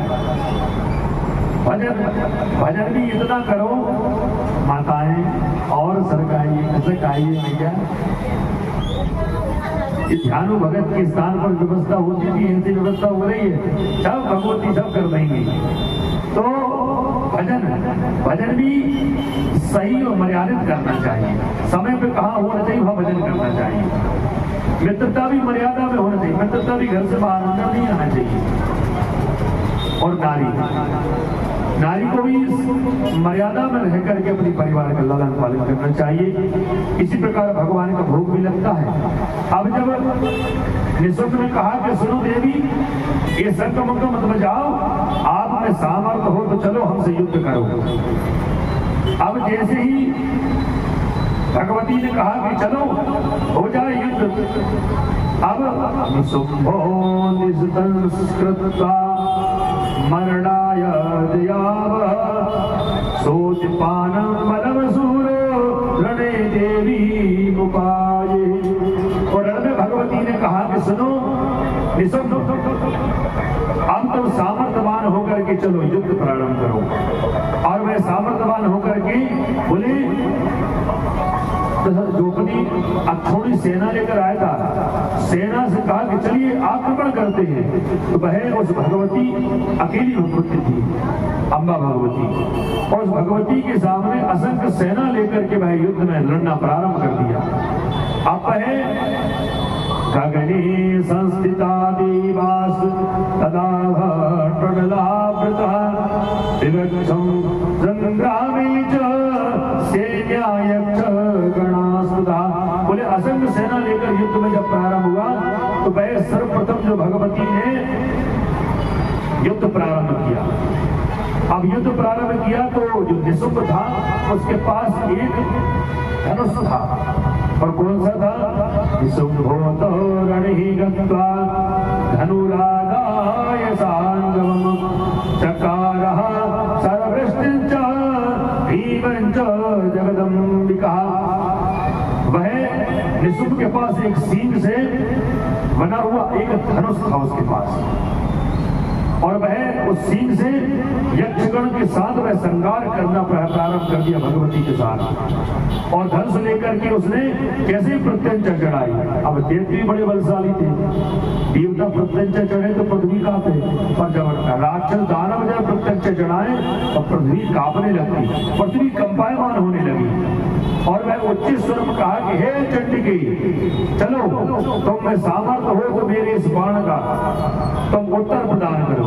और जैसे ही निशुम्भ ने उस बाण धनुष पर बाण चढ़ाए और प्रत्यंचा के साथ जितने तीव्रता से उसने कान तक खींच करके, कहते हैं उवाचम कालिकां देवी पश्य मूर्खस्त्वयोतनः मारणाय गतो काली मन तीनों महादुना। बोले उसने कान तक खींच करके प्रत्यंचा को खींचा तो इतनी तीव्रता से उसने प्रहार किया, भगवती के ऊपर असंख्य बाणों की उसने आच्छादित कर दिया, असंख्य बाण कराए। और वह जब असंख्य बाण जब उसने पुण्य चलाए तो वह क्या देखते हैं, भगवती का सिंह जो है उसको क्रोध आ गया। रस्ता देव वदम घोरम रक्त वीरक्तियादुधा जायसांकुरतस्तेवो मोहितो ममावयः। अब वह अंबिका ने उस भद्रकाली भगवती चामुंडा है उसको आदेश दिया, हे चामुंडे, अब अम्बा मैया भगवती तो विराजमान है। अब जन्मेजय ने कहा अभी तो भगवती चामुंडा कह रही थी, बोली जब जब युद्ध होता है, जब जब महादेव दानव उठते हैं तो भाई जब संहार करते हैं, लड़ाई युद्ध जब होता है तो भगवती चामुंडा का आवाहन करना ही पड़ता है। वह चामुंडा ने युद्ध प्रारंभ किया तो भगवती अम्बा ने कहा कि सुनो, उस मूर्ख रक्त बीज को तुमने जैसे मारा है, जैसे उस रक्त बीज का तुमने रक्तपान किया है, वैसे ही इस महादेव जो है निशुंभ है इसका मर्दन कर दो। और वह फिर उन्होंने भगवती ने अपनी बाण की प्रत्यंचा चढ़ा करके उन्हें इतनी तीव्रता से बाणों का जब प्रहार किया तो वह जो निशुंभ था उसने भगवती के बाण को उनका उत्तर प्रदान किया और वह बाण भगवती के काट दिए। देखो कितना सामर्थ्य था उसमें। उस आदि शक्ति के बाणों का सामर्थ्य सहन करने की सामर्थ्य किसी में नहीं है, पर वह निशुंभ ने उस भगवती के बाणों का वह उसने उत्तर दिया, उनको काट दिया। अब जब काट दिया तो कहने लगे क्या, बोले अब सिंह जो था आशा बलवदीया न जानती परम क्वचित भंगम हृत बलम नष्ट तबक्षम विचेनम। बोले ऐसे सिंह ने उन्हें नष्ट भ्रष्ट करना प्रारंभ कर दिया और अपने नखों से सिंह ने उस निशुंभ था उसके शरीर को वह भेदन करना प्रारंभ कर दिया। और सिंह इतनी तीव्रता से इतना क्रोध में था कि उसकी व्यास जी ने कहा, जन्मेजय उसका मैं तुम्हें वर्णन नहीं कर सकता, इतना तीव्रता से वह उसने युद्ध प्रारंभ किया, अपने नखों से तीव्रता से उसका वह शरीर को भेदन करने लगा।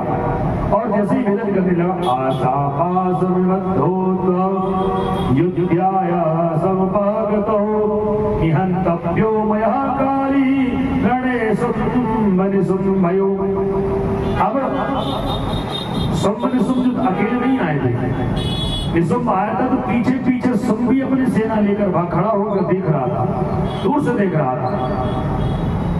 और कहा अब भगवती ने कहा कि सुनो, शुंभ और निशुंभ तुम दोनों आए हो, पर सर्वप्रथम जो युद्ध कर रहा है मेरे से निशुंभ, अब मैं तुम दोनों का वध करूंगी, ये अटल है, इसमें कोई संशय नहीं है। अब यदि तुम्हें शरणागति भी होना होगा तब भी मैं तुम्हारा शरणागति नहीं करूंगी, तुम्हारा कल्याण अवश्य करूंगी, तुम्हारा वध करूंगी। इत्युक्ता चंडिकां काली कर्णाकस करोत्करहि छादयामास तपसा निशुम्भं पुरतः स्थिता। फिर भगवती ने अपने धनुष का पुनः प्रत्यंचा पे अपने बाण रख करके इतनी तीव्रता से प्रहार किया तो वह जो निशुंभ था उसके ऊपर बाणों की ऐसे आच्छादित कर दिया कि निशुंभ वह दिखना बंद हो गया, दिख ही नहीं पा रहा। फिर उस निशुंभ ने अपनी तीव्र बाणों से भगवती के पुनः बाणों का काट कर दिया। अब जन्मेजय ने कहा कि इतना बल कैसे आया था इनमें? बोले ये बल जो है तप करने से बल आया है। जो व्यक्ति तप करते हैं भजन प्रभाव दिखावा ही सोई, जो भजन होता है ना उसका प्रभाव इतना तीव्रता हो जाता है कि सन्मुख कोई भी कितने बड़ा बलशाली खड़ा हो जाए फिर आपको परास्त करने में सामर्थ्य नहीं हो सकता। पर ये जो देव दानव थे वह चाह रहे थे कि हम देवताओं पर विजय प्राप्त कर लें, देवताओं पर हमारा आधिपत्य हो। इसलिए भगवती आदिशक्ति उस चामुंडा के रूप में अवतरित हुई और इनका बड़े बड़े दैत्यों का संहार करना प्रारंभ कर दिया। और निशुंभ को जब आच्छादित कर दिया तो वह उसने अपनी बाणों से जो आच्छादित क्रिया थी उसको सबसे निवृत्त कर दिया और अपने हाथों से लेकर के उसने एक गदा लिया और गदा लेकर के उस भगवती के जो वक्ष स्थल है वहां पर उसने इतनी तीव्रता से प्रहार किया। देखो इतने के बाद भी वह तीव्रता से प्रहार कर रहा है और इतने बलवान, इतना 100 हाथियों का बल लेकर के उस भगवती पर प्रहार किया। भगवती ने देखा और देख करके अपने गदा के माध्यम से उस निशुंभ के जो प्रहार को रोक दिया। अब जैसे प्रहार को रोका और भगवती ने एक गदा का जैसे प्रहार किया तो वह तत्काल जो दैत्य है भूमि पर गिर पड़ा। अब भूमि पर गिर पड़ा तो थोड़ी देर बाद वह जब उसे चेतना आई और कहने लगा अरे मैं क्या हूं, फिर वह तत्काल अपना स्वरूप धारण करके फिर वह निशुंभ भगवती से पुनः करे देवी तुम में सामर्थ्य नहीं है। भगवती हंसकर कहने लगी अरे तुझ में सामर्थ्य नहीं है, तू मेरे से युद्ध कर रहा है।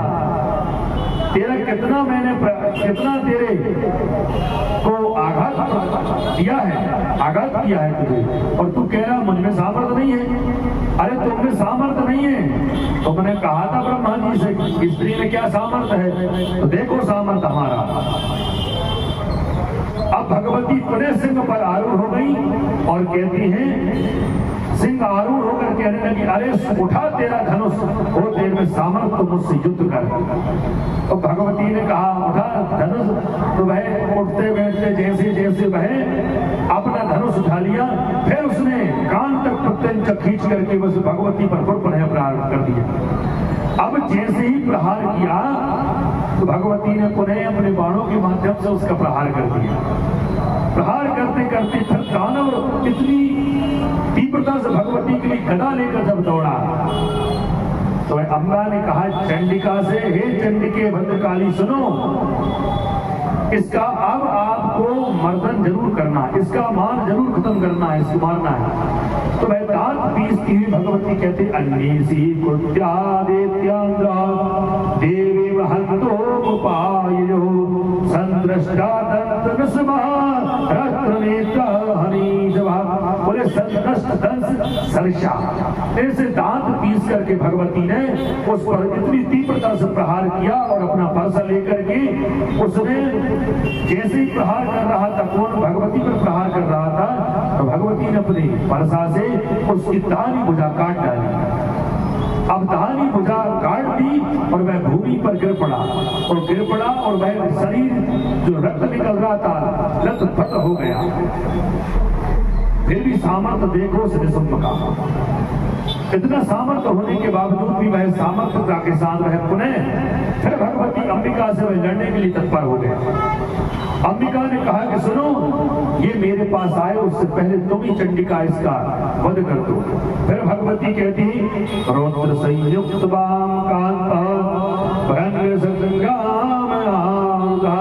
फिर भगवती बड़ी सुंदर स्वरूप से हंसते हुए कहने मुस्कुराकर कहती है अरे दुष्ट तेरी भुजा कट गई है और तू मेरे से सामर्थ्य की बात करता है युद्ध करने की। फिर वह भगवती ने तत्काल वह उसके लिए अपना पुनः खड्ग उठाई और दूसरी भुजा काट डाली। बोली भगवती महारानी की जय। अब भगवती ने कहा तम विवाहीच्छां परित्यज्य जायसां दूरतस्तदा मरणे निश्चितं कृत्वा तथा वन्दीनकारमुखा। बोले सुनो, अरे दुष्ट तेरी दोनों भुजा कट गई है और तू अभी कह रहा था कि मैं मुझसे तू विवाह करेगा। अरे तेरा सामर्थ्य यही है क्या? तेरा क्या सामर्थ्य है जो मेरे से युद्ध करने में तू सामर्थ्य नहीं है और तू कह रहा था कि मैं विवाह करूंगा तुमसे। मरने निश्चित कर, तो अब तेरा मरण निश्चित है। ऐसा कहकर के भगवती ने पुनः अपने गदा लेकर के उस निशुम्भ के मस्तक पर प्रहार कर दिया। उन्हें प्रहार किया तो वह भूमि पर तत्क्षण वह गिर पड़ा। और वह कहते हैं इतना तीव्र प्रहार सहने के बाद फिर भी वह तत्क्षण वह उड़ जाता। देखो ऐसे ऐसे महादेव हुए, आरती श्रवण करते हैं, ये कोई निशुम्भ है। इतने महाबलशाली युद्ध हुआ है कि उनकी गुणानुवाद आरती हम करते हैं। ऐसे महादेव हुए भगवती अपने स्वरूप में आकर के उन्होंने उनका संहार किया है। पतितान् दानवान् दृष्टो निशुम्भोरुदितान्वितः प्रायो चण्डिकां तूर्णं गदामादाय दारुणा। फिर भगवती ने गदा से पुनः उसके मस्तक पर प्रहार किया, फिर भूमि पर गिर पड़ा और गिरने के बाद कहते हैं अरे चंडिके, अभी मेरे दोनों पैर बाकी है, मेरा शरीर बाकी है अभी। अब अंबिका ने कहा देखो क्या सामर्थ्य है कि दोनों हाथ कट गए फिर भी वह मेरे से युद्ध करने में सामर्थ्यवान है। बोले चलो आओ प्रहार करते हैं। फिर भगवती चंडिका ने एकाग्रता से इत्युक्ता तरसा देवी कृपारेण समाहिता चिच्छेदमस्तकं तस्य निशुम्भस्य चंडिका। फिर उन्होंने मस्तक पर इतनी तीव्रता से जब गदा का पुनः प्रहार किया तो वह भूमि पर फिर गिर पड़ा, फिर खड़ा हो जाए, फिर गिरे, फिर खड़ा हो जाए। पर भगवती ने पुनः चंडिका से कहा कि अब इसके पैर रह गए हैं, पैर में सामर्थ्य है इसकी, इसलिए खड़ा हो रहा है। फिर परसा लेकर के उस दैत्य के उस भगवती चंडिका ने दोनों पैर काट दिए।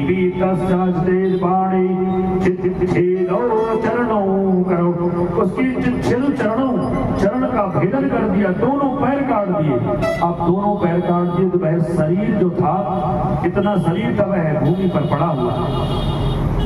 अब भूमि पर पड़ा हुआ है फिर भी देखो सामर्थ्य, फिर भी उस पैर हाथ नहीं होने के बावजूद फिर भी वह निशुम्भ दैत्य भगवती को मारने के लिए वायु के वेग से उड़ा।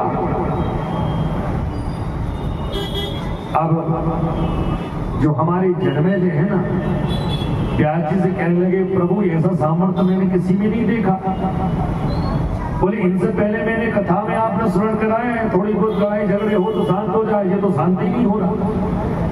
बोले जन्मेजय से व्यास जी ने कहा है कि ये सामर्थ्य ऐसे थोड़ी प्राप्त हुआ है, उसके लिए अघोर सहस्त्र वर्षों तक उसने तपस्या की थी। और उसने तपस्या ये की थी कि मुझे देवता कोई मार नहीं सके, और दानव तो हमारे साथ हैं, राक्षस मार नहीं सकते, और जे स्त्री मार सके, बोले ब्रह्मा विष्णु महेश के साथ जो रहने वाली वो नहीं मार सकती, मारने में सक्षम थी। पर इसको ये अनुमान था कि स्त्री मारे जिसका विवाह नहीं हुआ, जिसका किसी से विवाह नहीं हुआ, इसलिए बार बार कहती थी अरे मुझसे विवाह करना है। वो भगवती अम्बा जो है बाद में उनका विवाह भगवान महादेव से हुआ है। अविवाहित स्त्री है वो, भगवती देवी जो है इसका विवाह नहीं हुआ है। अब पुणे जब युद्ध करने की हवा में दौड़ा तो कहते हैं युधानि सर्वाणि सैनिका सर्वे पुराणा राजमंदी। बोले जो बची हुई सैनिक थे वो पुणे भगवती के सामने दौड़ना प्रारंभ किया। तो भगवती के सिंह ने सभी दैत्यों का संहार कर दिया जो साथ में आए थे। अब जो निशुम्भ जो था उसके गर्दन बची थी। अब वह गर्दन से वायु से जब युद्ध करना प्रारंभ किया तो भगवती ने तत्काल अपनी वर्षा निकाला और उस निशुम्भ का भगवती ने शरीर से सर को अलग कर दिया। और भगवती महारानी की जय। तुम्हें प्राप्त शुंभा शत्रु निशूदरा प्रवेक्षातम सोसोरम कदम भंगा विराजिता। बोले उन्होंने अपनी परसी से उस निशुम्भ का सर काट दिया और सभी देवता मिलकर के उस भगवती की स्तुति कर रहे हैं। हे भगवती जगदम्बा भवानी आपकी ऐसी कृपा है। जय भगवती देवी नमो वरदे, जय पाप विहासिनी बाहुबल दे, जय शुंभ निशुंभ कपाली हरे, प्रणमामि तु देवी आरती हरे। था शुंभ निशुंभ असुर मारे और रक्त बीज का रक्त पिया, हे शिव दूती है शिव गौरी, महाकाली रूप तुम्हारा है, महाकाली रूप तुम्हारा, भद्रकाली रूप तुम्हारा है, हे सिंह वाहनी जगदम्बे तेरा ही एक सहारा है। हे भक्त सब देवताओं ने मिलकर के उस भगवती आराधना की। था शुंभ निशुंभ असुर मारे, हे भगवती आपने अभी निशुंभ का वर्धन किया है और रक्त बीज का रक्त पिया है आपने। हे चंडिके रक्त बीज का रक्त पिया, हे शिवदूती हे शिव गौरी। अब देखो शिवदूती भी कह रहे हैं शिव गौरी, हे शिवदूती हे शिव गौरी, महाकाली रूप तुम्हारा है। आपका शिव गौरी भी आपको कहते हैं, शिवदूती भी आपको कहते हैं और आपको भद्रकाली भी कहते हैं। भद्रकाली भी आप है भगवती। हम आपके चरणों में प्रणाम करते हैं और भगवती सब देवताओं ने मिलकर के उस भगवती के ऊपर पुष्पों की वर्षा की और निशुंभ का संहार जब हो गया, सभी देवता बड़े प्रसन्न हो गए कि देखिए हे जगत जननी जय जय माया महामाया, महामाया चालुकी। कहते हैं भगवती की जब ऐसा श्री महाविद्या शिव सत्यात्म कहा। शिव सत्यात्मक का मतलब क्या होता है? शिव और शक्ति की जो आत्मक शक्ति है वो शिव सत्यात्मक कहते हैं और शिव के साथ जो विराजमान होती है उसको कहते हैं शिव और शक्ति। उस भगवती आदि शक्ति के सभी देवी देवताओं ने मिलकर के प्रणाम किया और कहने लगे कि हे जगदम्बा आपकी कृपा हो, हे जगदम्बा आपकी ऐसी ही कृपा हम पर बनी रहे। आप हमारे इस संसार में जो कष्ट आते हैं उन कष्टों का आप ही संहार करिए, कष्ट आप निवारण करिए। नाना रूप धरा देवो माया मूल विशारदा, विचित्र भूषणा देवी सर्वायुध धरा सुबह। उन्होंने दिव्य स्तुति भगवती की। नाना रूप धरा देव, इस भगवती आप इस धरा पर नाना रूप धारण करती है। माया मूल बिना, माया का मूल है आप, माया मूल विशारदा। हे भगवती शारदा आपके चरणों में कोटि प्रणाम है। विचित्र भूषण देवी, विचित्र आपके आभूषण हैं जो हम देख रहे हैं। भगवती ऐसे ऐसे आभूषण पहनती हैं। अरे हम जो पहनते वो आभूषण नहीं है, भगवती दिव्य आभूषण है। विचित्र भूषण देवी, भगवती विचित्र आभूषण है उनके। सर्वायुध धरा शुभ, ऐसे आयुध भगवती प्रदान किए हैं उनका कहने में हम व्याचीन काम समर्थ नहीं है। अब जैसे ही निशुंभ का वध हुआ, अब निशुंभ का जब वध हुआ तो उनके साथ भी जो आए हुए कुछ ऐसे दैत्य थे वह कुछ धूम में बच गए थे। युद्ध जब होता है कुछ धूम उड़ती है। माताएं हाथ जोड़ के निवेदन है थोड़े आगे चलाएं। महारानी की जय, संगवाहनी महारानी की जय। अब जब दूतों ने जाकर शुंभ से कहा कि महाराज कहाँ छिपे बैठे हो, अब जब ऐसा कहा तो शुंभ को क्रोध आ गया। अरे दोस्तों तुम तो युद्ध करने गए थे और हमसे कह रहे छुपे कहाँ बैठे हो? अरे तुम ही भागते फिर रहे, क्या है ये? बोले पालयम रक्षो धर्मः। बोले सुनिए प्रभु, आप यदि आपसे हम एक निवेदन करते हैं, इससे पहले भी निवेदन किया था कि भैया से, ये माना नहीं, युद्ध करने चला गया निशुंभ। अब थोड़ी बहुत आप में लज्जा बची हो उस देवी की शरणागति स्वीकार कर लो, उसकी शरण में चलो, वो क्षमा कर देगी, उसने कह दिया है। पालिन परो धर्म, बोले आप धर्म के मार्ग पे चलो, सद्मार्ग के मार्ग पे चलो, और चल करके आप उससे क्षमा मांग लीजिए। सर्वका देह रक्षण, उसने कहा है कि मैं आपके देह की दानव कुल की रक्षा करूंगी, ये कहा है उसने। तो क्यों नहीं कर देते? ये बड़े बड़े जितने गए थे, नेतागिरी बता रहे थे, सब चले गए, अब आप ही बचे हैं प्रभु। रक्षिते किल देहेस्मिन् काले सुकृतांगते, पुलिस कलिकाल में आपकी रक्षा हो जाएगी, हो सके तो उनकी शरण में चलो। जब ऐसे कहा तो उन्होंने कहा सुनो, ये सामर्थ जो है, बोले निशुम्भ को मार करके वो भगवत को देवी समझ रही है कि मैं सामर्थवान हूं। अब जो सेनापति साथ में आए थे, जो कुट के बचे, उन्होंने कहा प्रभु ये भी बहुत बातें कर रहे थे मजाक में, बहुत ऐसी ऐसी बातें झाड़ी है इन्हें, कहने लगे हमसे कोई बड़ा धनोधन नहीं है, ये नहीं है, वो नहीं है, और सीताराम हो गए सब, तो इनसे कहो कुछ, क्या कह सकते हो? उन्होंने कहा कि सुनो, मैंने जो है ना ब्रह्मा जी से वरदान लिया है कि कोई मानने में मेरी सामर्थ्य नहीं है। बोले वो तो ये भी कह रहे थे, ये भी भजा के उन्होंने कहा और मर के चले गए। हमने देखा है ऐसे ऐसे युद्ध। बोले हम तो चले पाताल। तब शुंभ ने बोला अरे सुनो, शुंभो दैत्यपतिस्तदा उवाच सैनिकाशु कोपातुलितलोचनः। बोले मैं इस युद्ध से कभी कुपित नहीं होता, कभी डरता नहीं हूं मैं।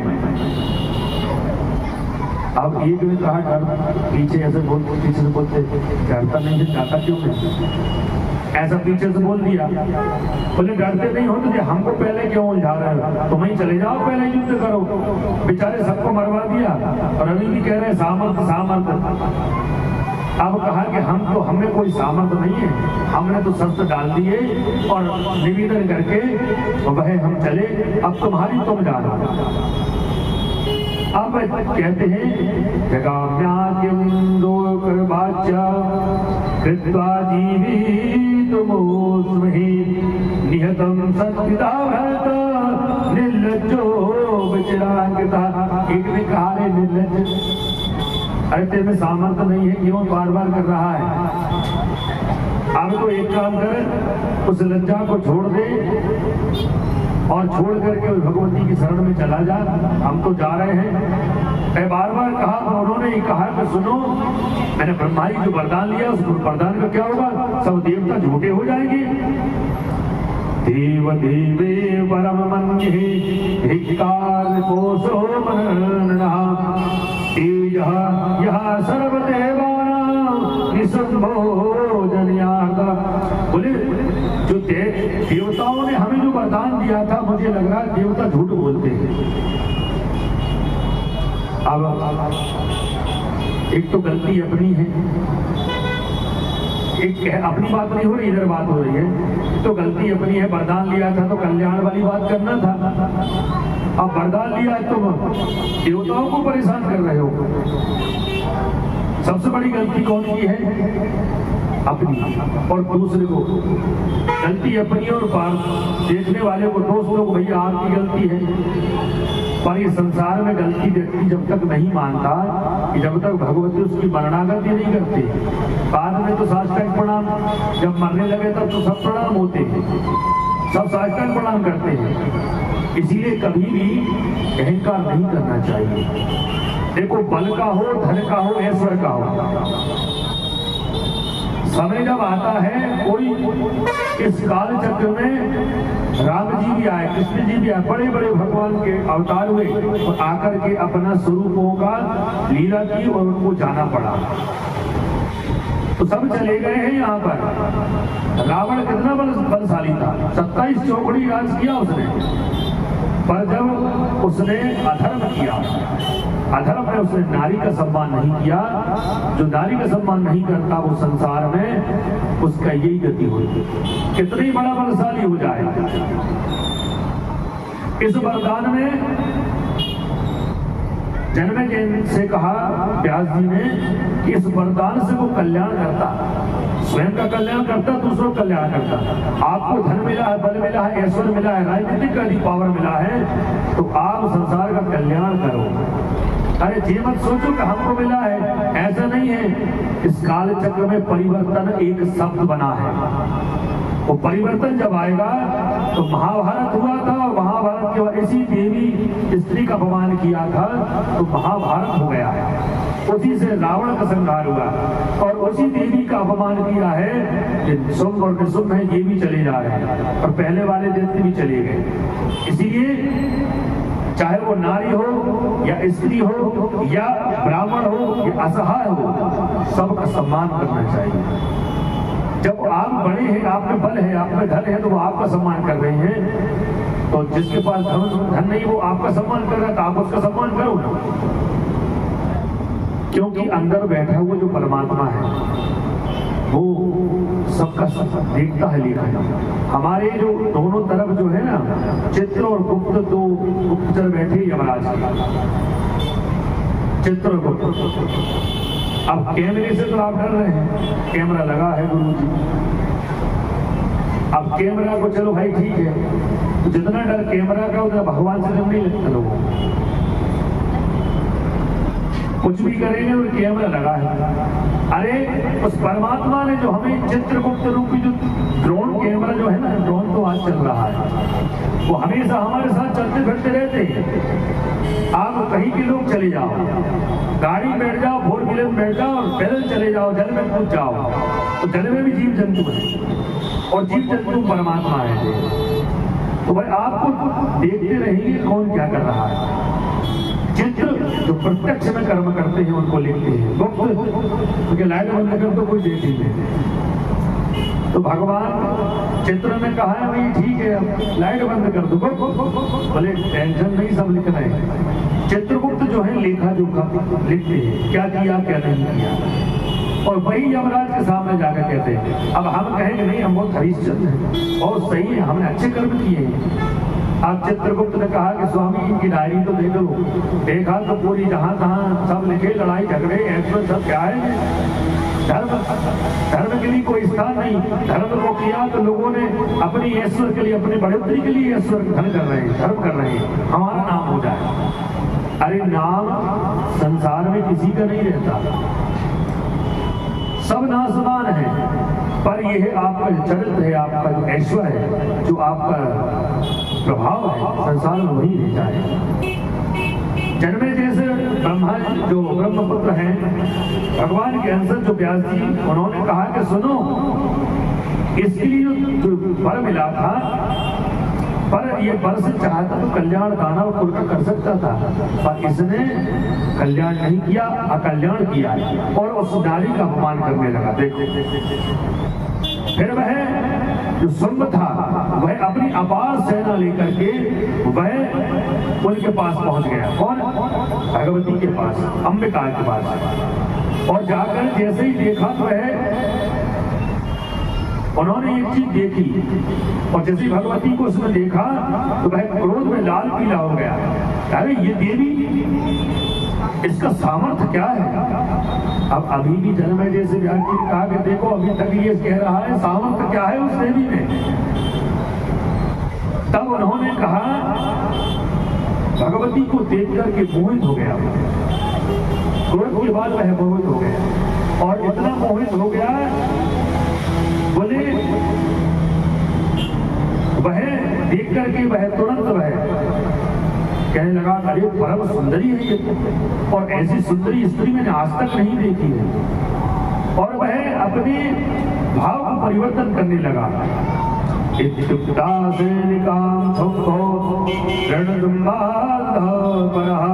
बोले देख करके वह मोहित हो गया, और कहते त्रैलोक्य मोहितम कांत।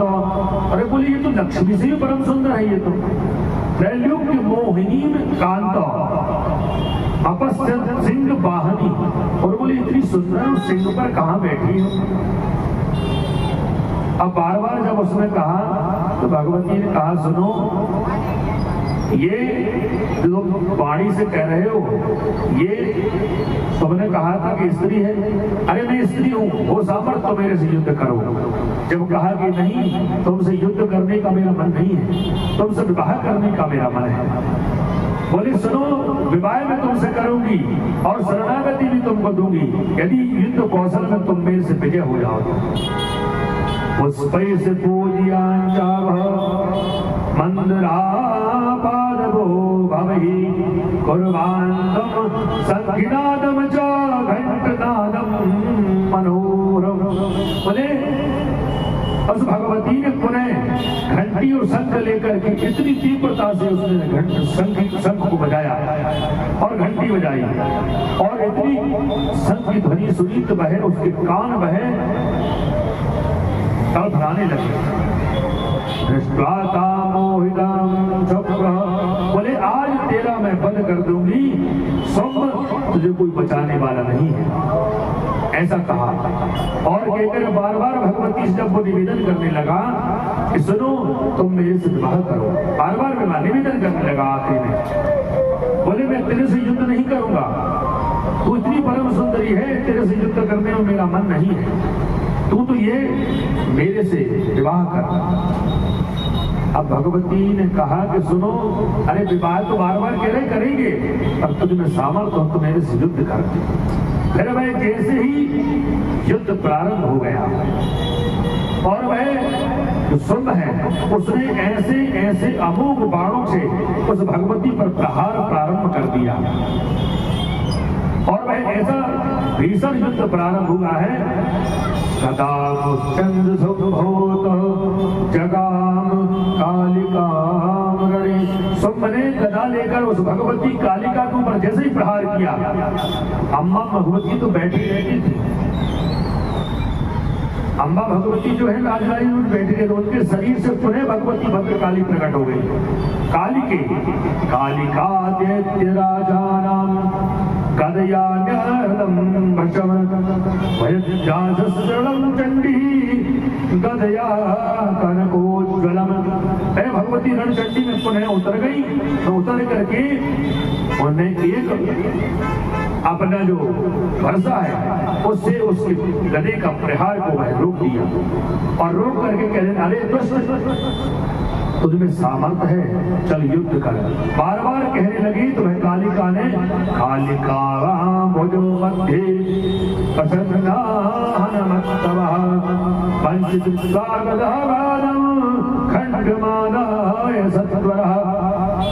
उस कालिका ने दोनों भुजाओं से मिलकर के उस शुंभ के ऊपर वक्षस्थल पर प्रहार कर दिया, और जैसे प्रहार किया तो वह भूमि पर गिर पड़ा।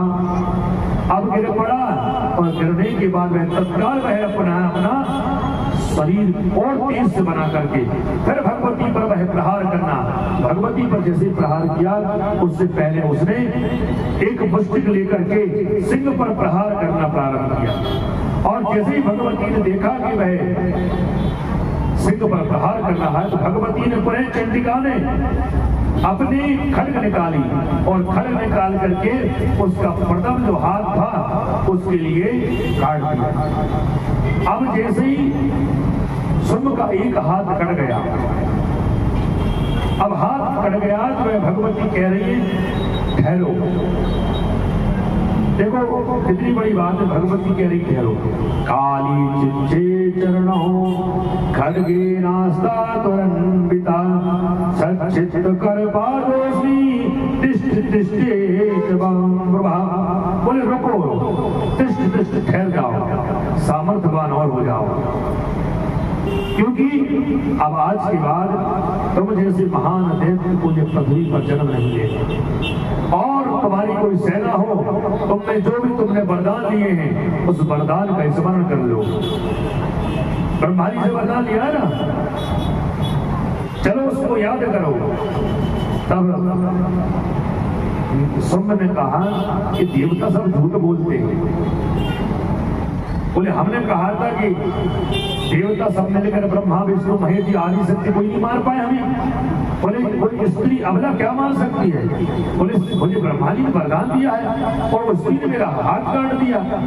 बोले ब्रह्मा सब लोग मिलकर के झूठ बोलते हैं। आदि शक्ति ने कहा, अरे दुष्ट, इस बलिदान से तू संसार का और स्वयं का दानव कुल का कल्याण कर सकता था, पर तूने पूरे समूह दानव कुल का नाश करने के लिए यहाँ पर अपना स्वरूप धारण करके आया है। तो चल मुझसे युद्ध कर, भयभीत मत हो। दानवानो यथा गानो कालिना भेषयन्दिता तक्षकम समालोक्यम कालिका कमलोधरम। कमल नयनी भगवती ने कहा कि सुनो, पुनः युद्ध प्रारंभ हो गया और वह दौड़ता दौड़ता आया और वह बाएं हाथ से भगवती के ऊपर गदा से प्रहार कर दिया। और जैसे प्रहार किया तो वह भगवती ने उसका जो बायां हाथ था वो भी काट दिया। अब जो है जैसे ही उसने प्रहार करके भगवती ने उसका काट दिया तो वह भूमि पर गिर पड़ा। और कहते हैं फिर भगवती ने कहा कि सिंह और चामुंडा से कहा कि अब इसको उठने नहीं देना है, ये पृथ्वी से अब उठना नहीं चाहिए। और भगवती चामुंडा ने अपना परसा लिया और लेकर के उसके शरीर के दो भाग कर दिए और जो मस्तक था मस्तक को काट दिया। बोल दुर्गा महारानी की जय। वह शरीर को काट दिया। अब काट दिया तो मुख से कह रहा है कि देवता सब लोग हमसे छल कर रहे। अब सर कट गया फिर भी कह रहा है। भगवती ने कहा कि सुनो, छल नहीं है, ये बल और ऐश्वर्य था। तुझे तो बल प्रदान किया था संसार का तेरा कल्याण करता, पर तूने उस वरदान रूपी जो आशीर्वाद था तो उसने उसकी नहीं कर पाया और ये छल रूप में तू कर रहा है। और कहते हैं तुष्टाम तथा देवी चामुंडाम कालिकाम तथा।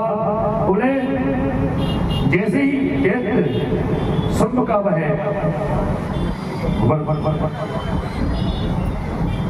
भगवती ने उनके लिए उनसे कहा शुंभ कि सुनो, तो तुम इस वरदान से अपना कल्याण भी कर सकते थे, पर जाओ अब तुम्हारा कल्याण ही होगा। और अपने तेज निकल के शुंभ और निशुंभ था उनका तेज निकल के अपने हृदय में समा गया। और भगवती की सभी देवी देवताओं ने मिलकर के वह दिव्य स्तुति की और कहा कि शुंभादीनां वधम चैव सुराणां रक्षणं तथा एतदाख्यानं सर्व पठन्ति मुनि मानवः। इसलिए कहा कि शुंभ और निशुंभ का नृत्य करने वाली भगवती, हे जगदम्बा, आपके चरणों में प्रणाम है। और देवी का जो उत्तम चरित्र है उस उत्तम चरित्र का जो श्रवण करता है भगवती उन्हें धन धान ऐश्वर्य प्रदान करती है। बोल भगवती महारानी की जय। अब कहते हैं शरणवंती तथा भक्त्या ते कृपाणां भवेत् बन्दी अपुत्रो लभते पुत्रान् धनतश्च धनं बहु। बोले शरणवंती च यथा भक्त्या, जो श्रद्धा भक्ति भाव से तीनों चरित्र उत्तम मध्यम और अधम ये चरित्र, प्रथम उत्तम और मध्यम, प्रथम उत्तम और मध्यम इन चरित्रों का जो श्रवण करता है भगवती उन्हें वो अपुत्रो लभते पुत्रान्, जो पुत्र प्राप्त करना चाहते हैं भगवती उन्हें पुत्र प्रदान करती है। धनार्थी लभते धनम, भगवती धन प्रदान करती है। रोगी चामुच्यते रोगात्, जो रोगी है उसके लिए रोग से मुक्त कर देती है भगवती। और शत्रुता भय तस्य, शत्रु का भय नाश हो जाता है। इदम चरितम शुभम, ऐसे भगवती के दिव्य चरित्र का जो गुणानुवाद करता है भगवती उन पर कृपा प्रदान करती है। और इसके बाद कथा जो है यही विश्राम लेती है। कल प्रिय भगवती के दिव्य चरित्र श्रवण करेंगे। बोलो भगवती महारानी की।